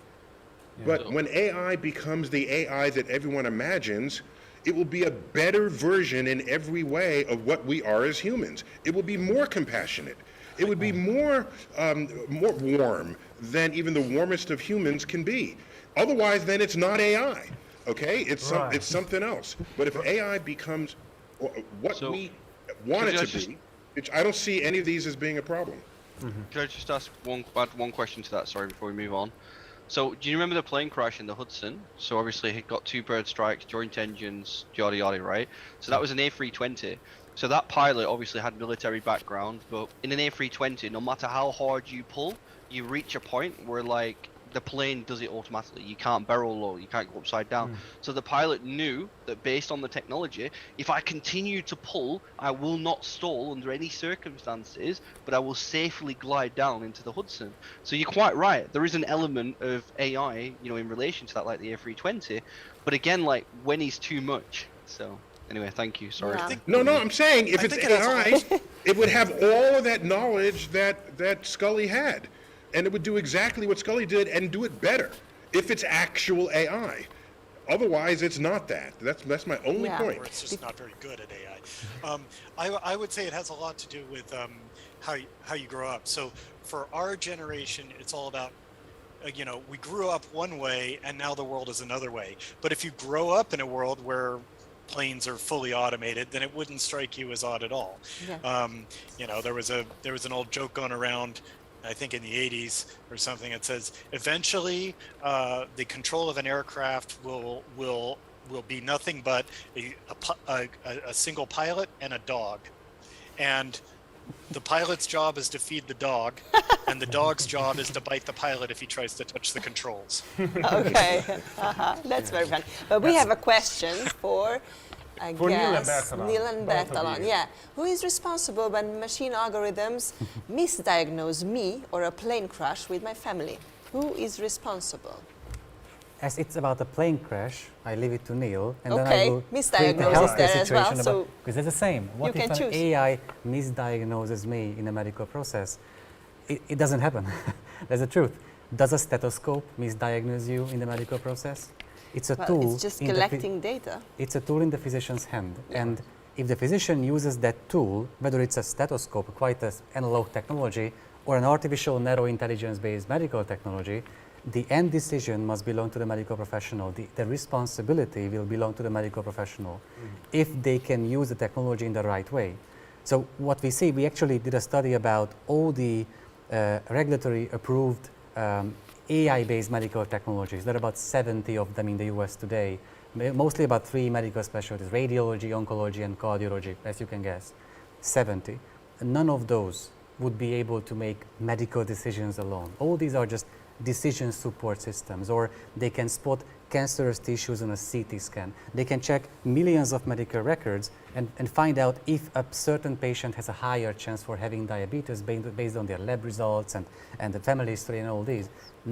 These algorithms have, of course, zero IQ. So now we are talking about artificial narrow intelligence that can perform a very well-defined single task. In that sense, they are of course much better at performing that task than any human being in the world, but only at performing that single task. And being a physician is, unfortunately, not a linear process. It's not like if I can measure everything about you right now, then I can definitely give you the right diagnosis and the right treatment. That's not how it works. Yes. It's much more complex than that. And I just want to get back to Neil saying that I would definitely want an automation to be in the same room. I want the automation to support my physician by making the best decision with me. But as being a social being, I just wouldn't feel empathy from an entity I would know is not a human being. I think that's what it's Big like to be Hero a 6, social did being. you see the movie Big Hero 6? Yeah. It has a really nice robot in it, which It's a robot, is so yeah, Cuddly. kind and Ada. yeah. Yeah, Neil, but how do you feel about this question? It didn't meet emission standards. I quote I quote Big Hero 6 all the time when I'm walking along and my wife is running ahead of me. I'm like, I am not fast. I am not fast. By the way, there's an ethical issue that we haven't really resolved yet, and it gets back to that question about who is accountable. Yeah. So we're going to transition now from humans driving cars to self-driving cars. And right now in the United States, I don't know the numbers for the world, but we lose 30,000 people a year to car accidents on our roads and freeways. And that's humans killing humans with their cars. So we go to self-driving cars. Most of the reasons why people die from car accidents will go away because car accidents will drop precipitously. And so let's say the death rate drops from 30,000 down to, let's say, 5,000. That means self-driving cars saved 25,000 lives in a year. But no one is going to pay attention to that because no one writes news stories on people who didn't die because they didn't get into an accident. All of the attention because will they go... didn't drive drunk. Correct. Your self-driving car will take your drunk ass home. Correct. You know? And so what you have now is a set of people who have died because of algorithmic errors. And what I can imagine, I'm making this up now, but maybe there's a pool of resources that will, as an insurance payout, will accommodate those who died because of the self-driving car accidents. But I can tell you this, every reason why someone dies in a self-driving car accident is an algorithmic failure that then gets corrected. It then's fixed. You know what the problem was and you fix it, and no one ever dies from that reason again. And so that number drops from 5,000 to 1,000 to 100 to just a few and ultimately to zero. I think eventually self-driving cars will be as safe as aircraft.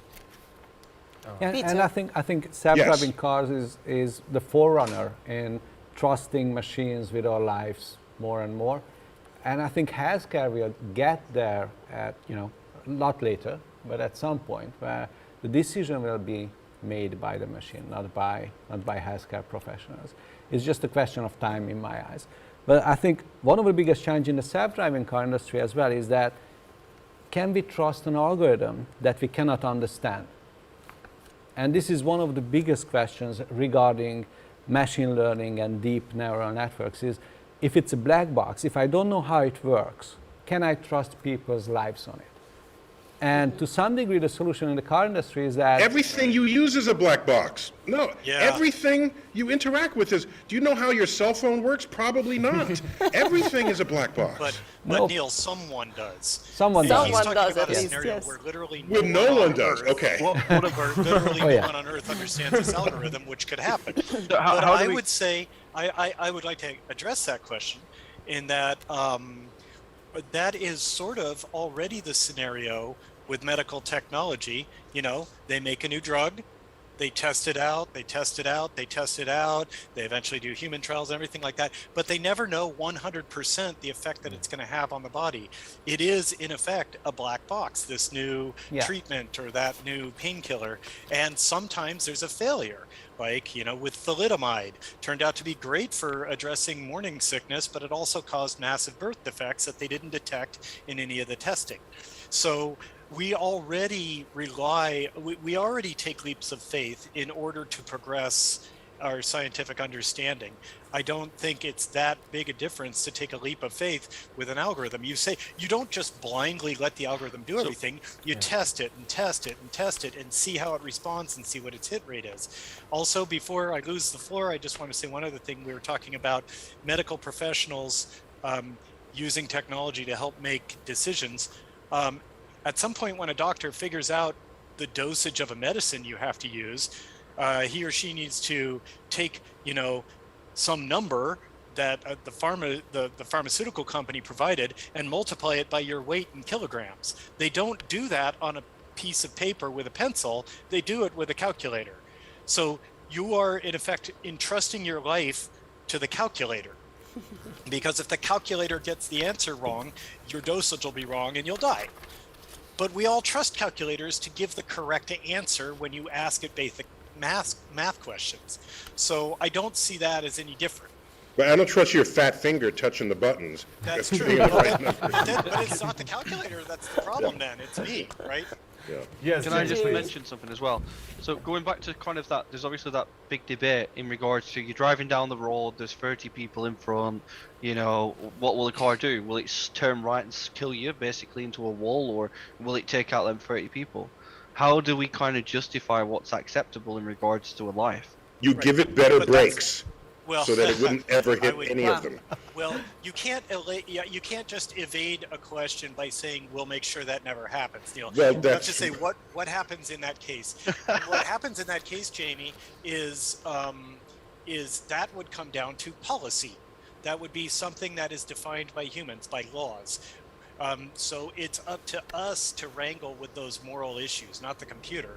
Ultimately, your legislative body, you know, Parliament, Congress, whatever country you're from, would say like, all right, we're making a law that self-driving cars have to always take the action that costs the fewest human lives if it has to make that decision. Or they can say it's all right for your self-driving car to do everything it can to minimize external damage, but its primary goal is to protect its occupants, whatever. But those are policy decisions that can be created by humans, by legislative bodies, and then the people writing the software have to obey them. And then We're better they're- brakes. But like, let's say from like you know, a humanity perspective, so having the choice to, you know, be able to free will in a sense, right? Let's say, for instance, the computer decides the best course of action is to go through the crowd, whereas you as an actual human being think there is no way I'm, you know, doing that. Like, I'd rather sacrifice myself. So it's a very difficult challenge to be able to relay. Yes, you can do it from policy to a certain extent, but that human element always has to come in play. I mean, if you wanted it to be like that, if there was such demand for people who say like, okay, I don't like this policy that my car will plow through 30 people to save me, then no, then seriously, I don't think anyone would mind if the car manufacturer said like, you can flick a switch to say, you know, go ahead and kill me if it'll save more lives than are in the car. Okay. It's just a sliding bar that's at your altruism bar. Right? Altruism car. Yeah. That sounds about right. It's we have to move on if you to can the- save twice as many lives. Yes. Or you can say 5 minutes and only kill 2 people. Right. Yes, well, we have to move on to our next topic, which is memory abundance, and the idea that maybe at some point in the future we as beings will be up in the cloud. Now, Jamie, to begin, could you describe what a metaverse is? You mentioned that earlier. That, What is that, and how scared should we be? I mean, like, y'all need to go on Amazon, man, and just like watch upload and then come back, okay? 'Cause that is literally where we're going. That's a fun show. You know, and I really, really love the concept, right? And I'm never, you know, it's true, right? Like my wife, she literally glued to her phone, right? Always, constantly on the phone. People around, always looking down on the phone all the time. And I kind of get what Zuckerberg's saying in regards to, like, if we're doing that, like, let's try and adapt to our surroundings, you know, let's try and kind of embrace that. But it won't be long before someone clones your profile, right? Or clones your avatar, or finds a way around that type of encryption method to trick you into thinking that you're talking to somebody else, you know, using like voice synthesizers, etc., to be able to do that. So it opens up a whole new can of worms, but I think it's the next step of our evolutionary process of what we need to do. And even from like kind of, you know, if I said that to my elder family members and said, look, do you want to come join me in this metaverse, right, this virtual environment, they'd be like, no thanks, I'd rather just watch telly, right? But the new society, like my daughter, for instance, and, you know, quite recently as well, obviously Andy's become a father, you know, our children have grown up with technology, you know, like my daughter is 2 and literally knows how to work the phone perfectly. Like, she'll switch between, and she nearly paid our window cleaner yesterday for like £20 clicking away. And you know, but when I was young, we didn't have that. And when obviously these guys was young, you know, back in like 1806, and I'm just kidding, you know, we didn't really have that, right? So I think it's how the next generation adapts, and I think what Zuckerberg's doing is like setting that standard to be able to build, to be able to engage. And a lot of people now are very bright, you know, in that industry. You know, they understand certain levels of programming, whether they're doing mathematics at college or university. There is some form that comes back to computer, you know, dealing with like SDKs, for instance. So I definitely embrace it, but I'm quite worried for the privacy element to it, because that's it. You know, you are uploaded, like your thing is there. So. Yeah, we have a question here again. I think it's for Neil on this topic. What do you think, when will it be possible to upload our consciousness to the cloud, as in to have an eternal life? And does that mean an eternal life? Is this us? Yeah, so I have a couple of responses to that. First, since we don't really know what consciousness is, to start saying let's upload it anywhere, I think is a little premature. There's something that we call consciousness, and every couple of years there's a book about it explaining consciousness. And the more books that are published that explain consciousness is further evidence that we don't understand consciousness. Yeah. In physics, there aren't more books published on gravity, right? We've got 3 books, we're done, we've moved on. And so the volume of things published is an indication of how much we don't know. That's my first comment. Second, if there is such a thing as a consciousness and you can upload it, then that will no longer experience what you do here on Earth. You're about to go to the Bahamas and sit on the beach and meet new people. Is your consciousness in the cloud about to do that? So at that point, as far as I can tell, you are no longer the same person. You no longer cloning, right? Are gathering the same life experience. But thirdly, we already have the experiment of 2 completely identical people. And they're called twins. And they do not have the same consciousness. So just because you can make a replica of something somewhere else, for me, offers no guarantee that that will be the exact same person you were. Yeah. Excuse me, maybe it's the same person you were up to that moment, but a nanosecond later, you are no longer the same person. And so I don't think you will feel what's going on in that other place. That's my sense and my read of what's going on. Yeah, whenever you start analyzing the science of Star Trek, you inevitably come down to, wait, how do transporters work, and what is human consciousness anyway? And it always comes down to the same thing. If you make an exact copy of yourself, all the way down to violating uncertainty principle levels of copy of yourself, I'm still this one over here. There's another Andy right over there, and he's having his own life. But if you make a copy of me, this me still doesn't want to die. right? I mean, and if you end this me, then I'm gone. The me that is talking to you right now dies. So, and as for uploading, I've always felt like that is centuries away. We barely understand the human brain. It's ridiculous how uneducated we are on how the human brain works. I have a friend who's a doctor of neuroscience, and he gave me a great analogy. He said, our understanding of the human brain, imagine imagine computers are this completely unknown thing and no one understands how they work. Here's the level of technology we're at with the human brain.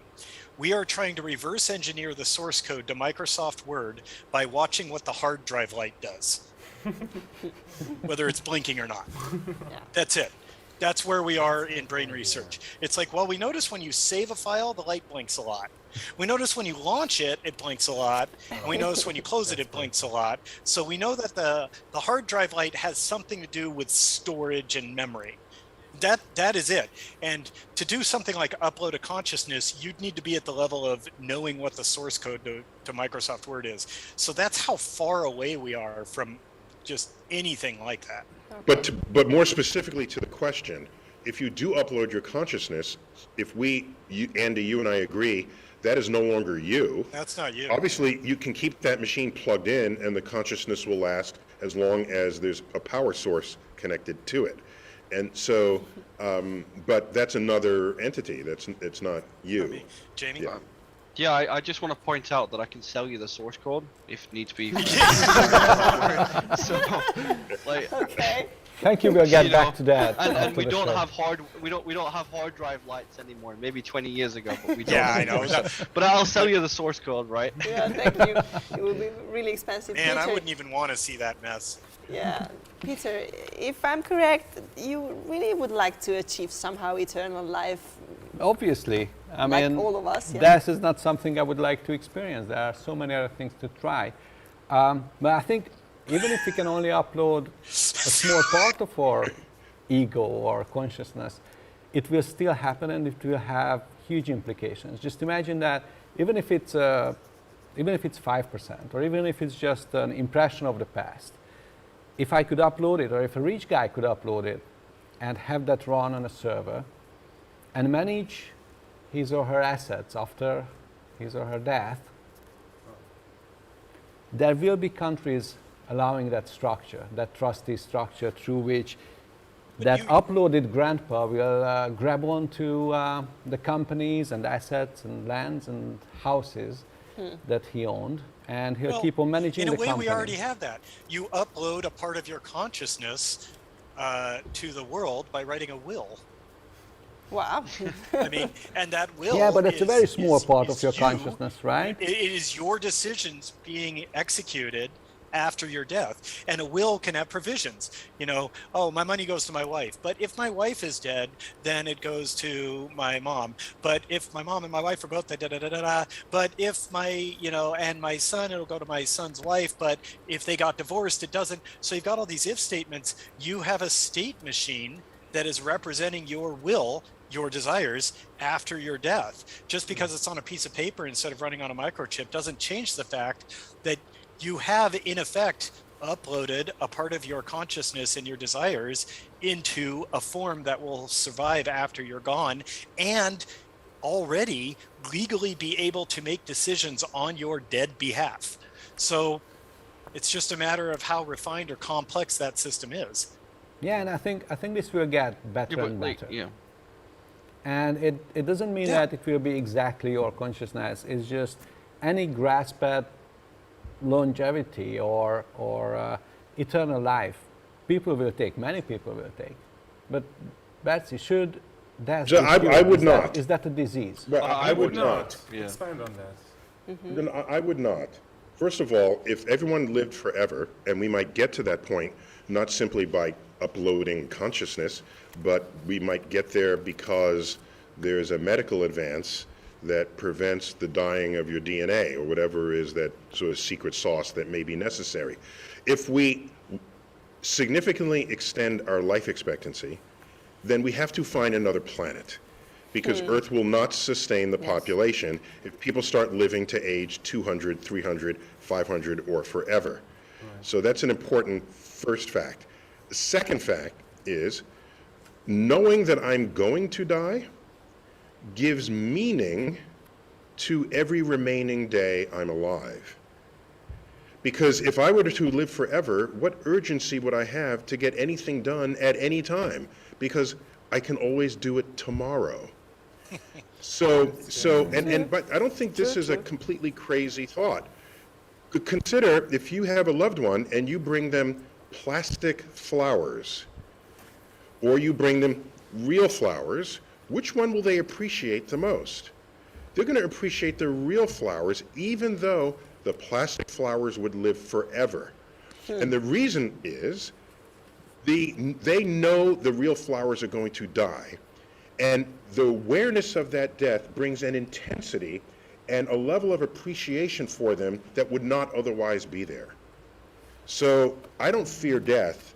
I fear living forever and thereby losing all motivation to accomplish what it is I have and will continue to do so until I die. Berci? Wow, can I jump in Yeah, here? it's not just like that as well. You'd have to.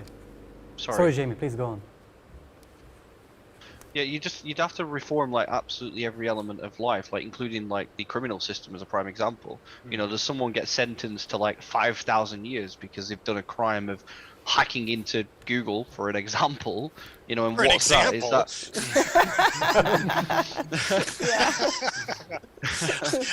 Jamie needs to know the exact details of hacking-related crime and punishment in this new world order before he's signing on. I'm just saying, source code, man. Like, I've got it, right? Don't expel.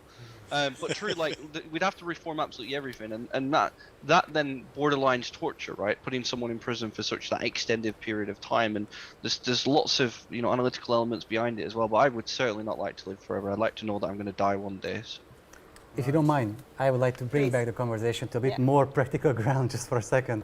That whenever I hear conversations about uploading or consciousness, Outside of the realm of immortality, well,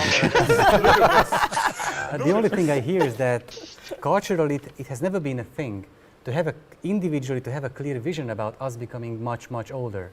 Right. So if you don't mind, I would like to ask my fellow panelists here if looking at your age at 100 from today, what would be the vision about yourself? I mean, I can tell you mine. I see myself at the age of 100 boarding a spaceship to Mars on my own legs, with an exoskeleton, it doesn't matter, but on my own legs, and feeling more or less okay and healthy. What would be your vision at the age of 100? The same without boarding the ship. I'm a little closer to 100 than you are. So my vision of being 100 is that, you know, I might be dead. I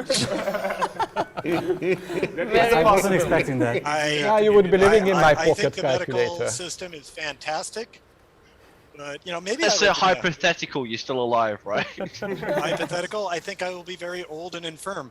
I'm turning 50 this upcoming year, and so that gives medical science just 50 years of research to make my 100-year-old life higher quality.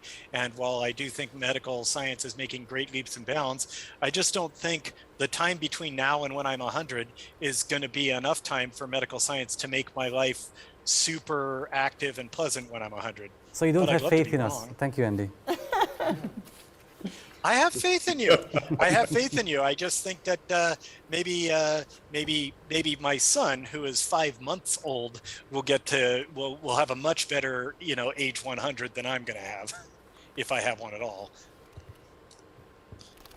Well, I can tell you this, that we have people 75 years old running marathons, which was unthinkable 50 years ago. Yes. Yeah. And so I embrace the idea that at 100 we could all be still vital and vibrant with energy and going on a tourist trip to Mars. I would certainly look forward to that. And in fact, the older I get, the more time I want to spend weightless, you know, that would reduce the stress on my joints. I mean, I'm tired and exhausted all the time right now, and I'm only halfway there. So I don't see Mars as a permanent destination. I see it as a kind of a Disney World kind of visit that you come back to Earth. And so, yeah, I'm all with you on that. For me, I'm just getting more and more tired as I get older. So unless your medical technology is meth, I don't know what you're going to do to make my life better. I mean, like, we're not, it wouldn't be long before kind of a bit of Rick and Morty, right? Where you put a VR glasses on and you live in your virtual retirement home, Yeah. and you just make it however you want, but obviously still physical presence. And I That's, just like that's to the point film out, Total Recall, where you Yeah. go on a vacation via goggles and brain implants, and you experience everything you would have had you gone, except it's much cheaper. And that's living in the Matrix. I don't want to believe that will ever be true, but the day it is, I'd go on trips. Yeah. I'd do it. you'd be like the 60s all over again, eh? Yeah. So we have only a few minutes yeah, left. just, Yeah, please do. Go for it. No, I was just following on from that. It's just in the sense of when I'm 100, I think that's like 73 years away. So I think I'm all good for now. Yeah, but, you've got a good chance of having a good age 100. Well, I'm just hoping all these. The only running that I do, Neil, is my nose when I have the flu. So I need to get back into that. But hopefully, You all hurry the- up past the salad part of the buffet bar, and that's about it, huh? You know it, Andy. You know it. Mate, I'm on a strict diet. My wife just gives me Rivitas, man, and that is like eating sawdust. Trust me. But yeah, so hopefully, like a lot of the multivitamins, and you've seen some really good skincare products, and like quite a lot of the dermatological element went out where you can see 60-year-olds and 70-year-olds looking like they're back in their early 30s. So there's quite a lot of advances. Obviously, the physical body is still breaking up, in sense, but it'll be interesting to see where we're at. So, well, a few minutes left. So try to help us to imagine the future, hopefully a bright one, in this digital world. What our society will look like, well, in 100 years, or maybe more. 100? Wow, you Wow. can choose whatever. It's you easy want. then. It's just science fiction, right, Andy? Let's leave it to him. Okay, or in 50 20, years. 50. I think technology makes our lives better. Okay. And I think it enables us to be more human. At least if I look back at the last 50 years, what it did was to free us up to be more human, to spend our life better, and to make our life better. So I'm very optimistic. Okay. There will be hiccups, there will be tough spots, because every new technology goes through the same cycle of being abused and then being regulated and then being figured out. But I'm an optimistic. Bertie? I think because what of do the you guys- amount of what do data you and guys think of technologies we have Project to Neon? use every day, and that's the way these bunches of data could help us live a healthier life or live on a higher level of quality. Anything, improve politics even. I know AI is needed for that, but even that, with all these, I think a few harder years are ahead of us. Right. But because we have to get something meaning out of it, we have to learn how to use all these things around us, and it's going to take time. But I'm a very optimistic person as well, and I think it's all about hope during these turbulent years, especially during the pandemic. And as long as experts and scientists can provide hope while still sticking to the rules of their science and branches, I think humanity should be all right. So from two optimistic persons sitting next to us. What Jamie, about you? What about you?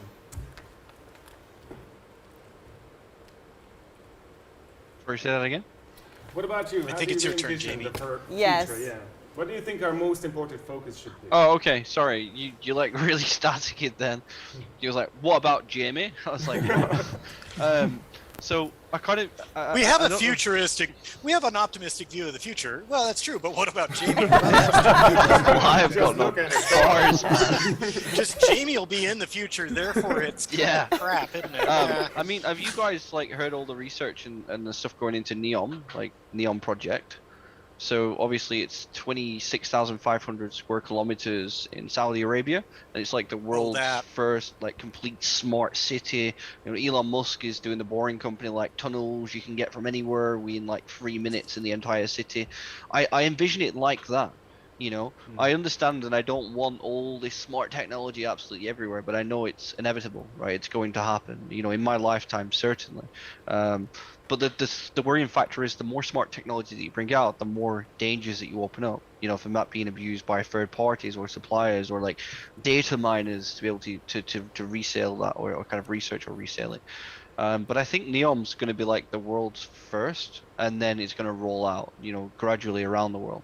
And we've seen like Norway as an example adapting a lot of smart technology, like they're implementing heated roads, for instance, that when it snows, they're automatically cleared.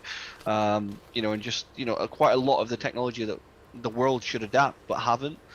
So that's how I think it's kind of going to go. And it's going to get a lot more scarier, a lot more freaky in a sense, but you'll just accept it. Like, you'll just learn to accept it. You'll have no choice.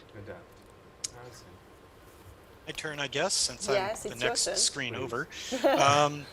Yeah, I am an optimist. I have a lot of faith in humanity, and I have a lot of faith in technology.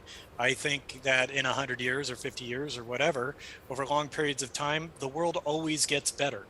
And I truly believe that. And as an example, I would say pick any year and then ask yourself if you'd rather live in that year or the year 100 years prior. And you will almost always want the later year. Yeah. I mean, I think we can all agree 2020 sucked, but I'd rather live in 2020 than 1920. I spent my whole life without ever once seeing a business that said no coloreds. You know, and none of my friends have died of tuberculosis.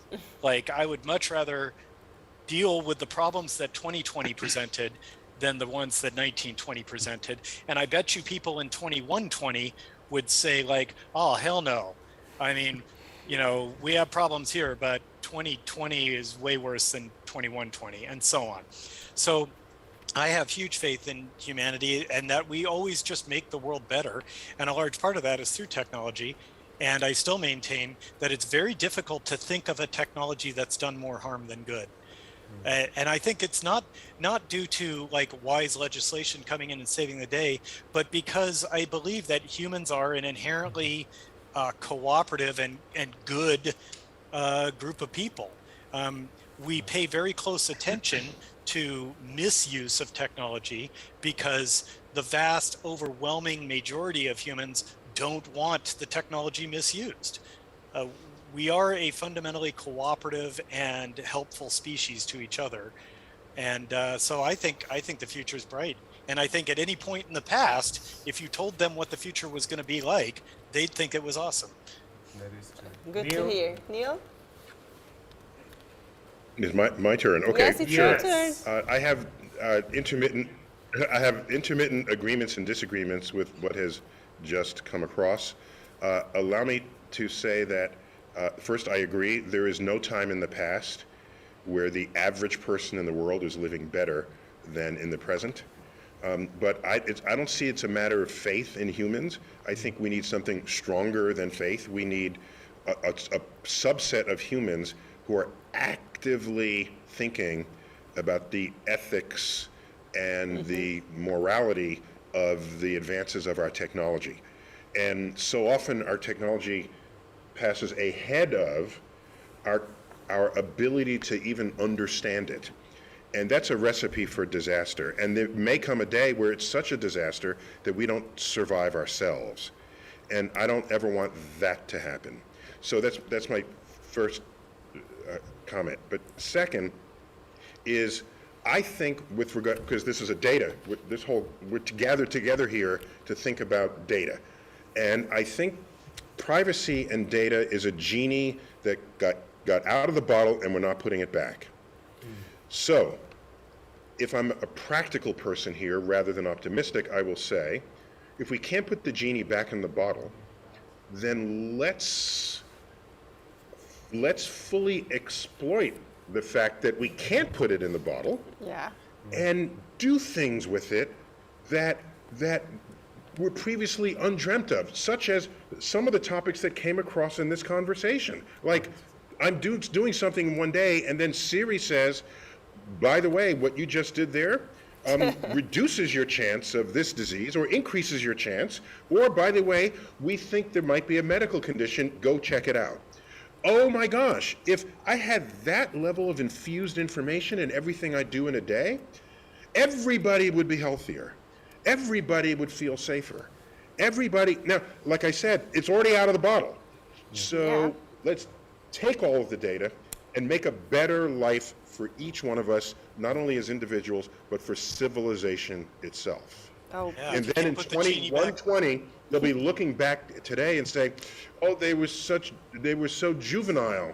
They were infants with their handling of data. They were even afraid of it.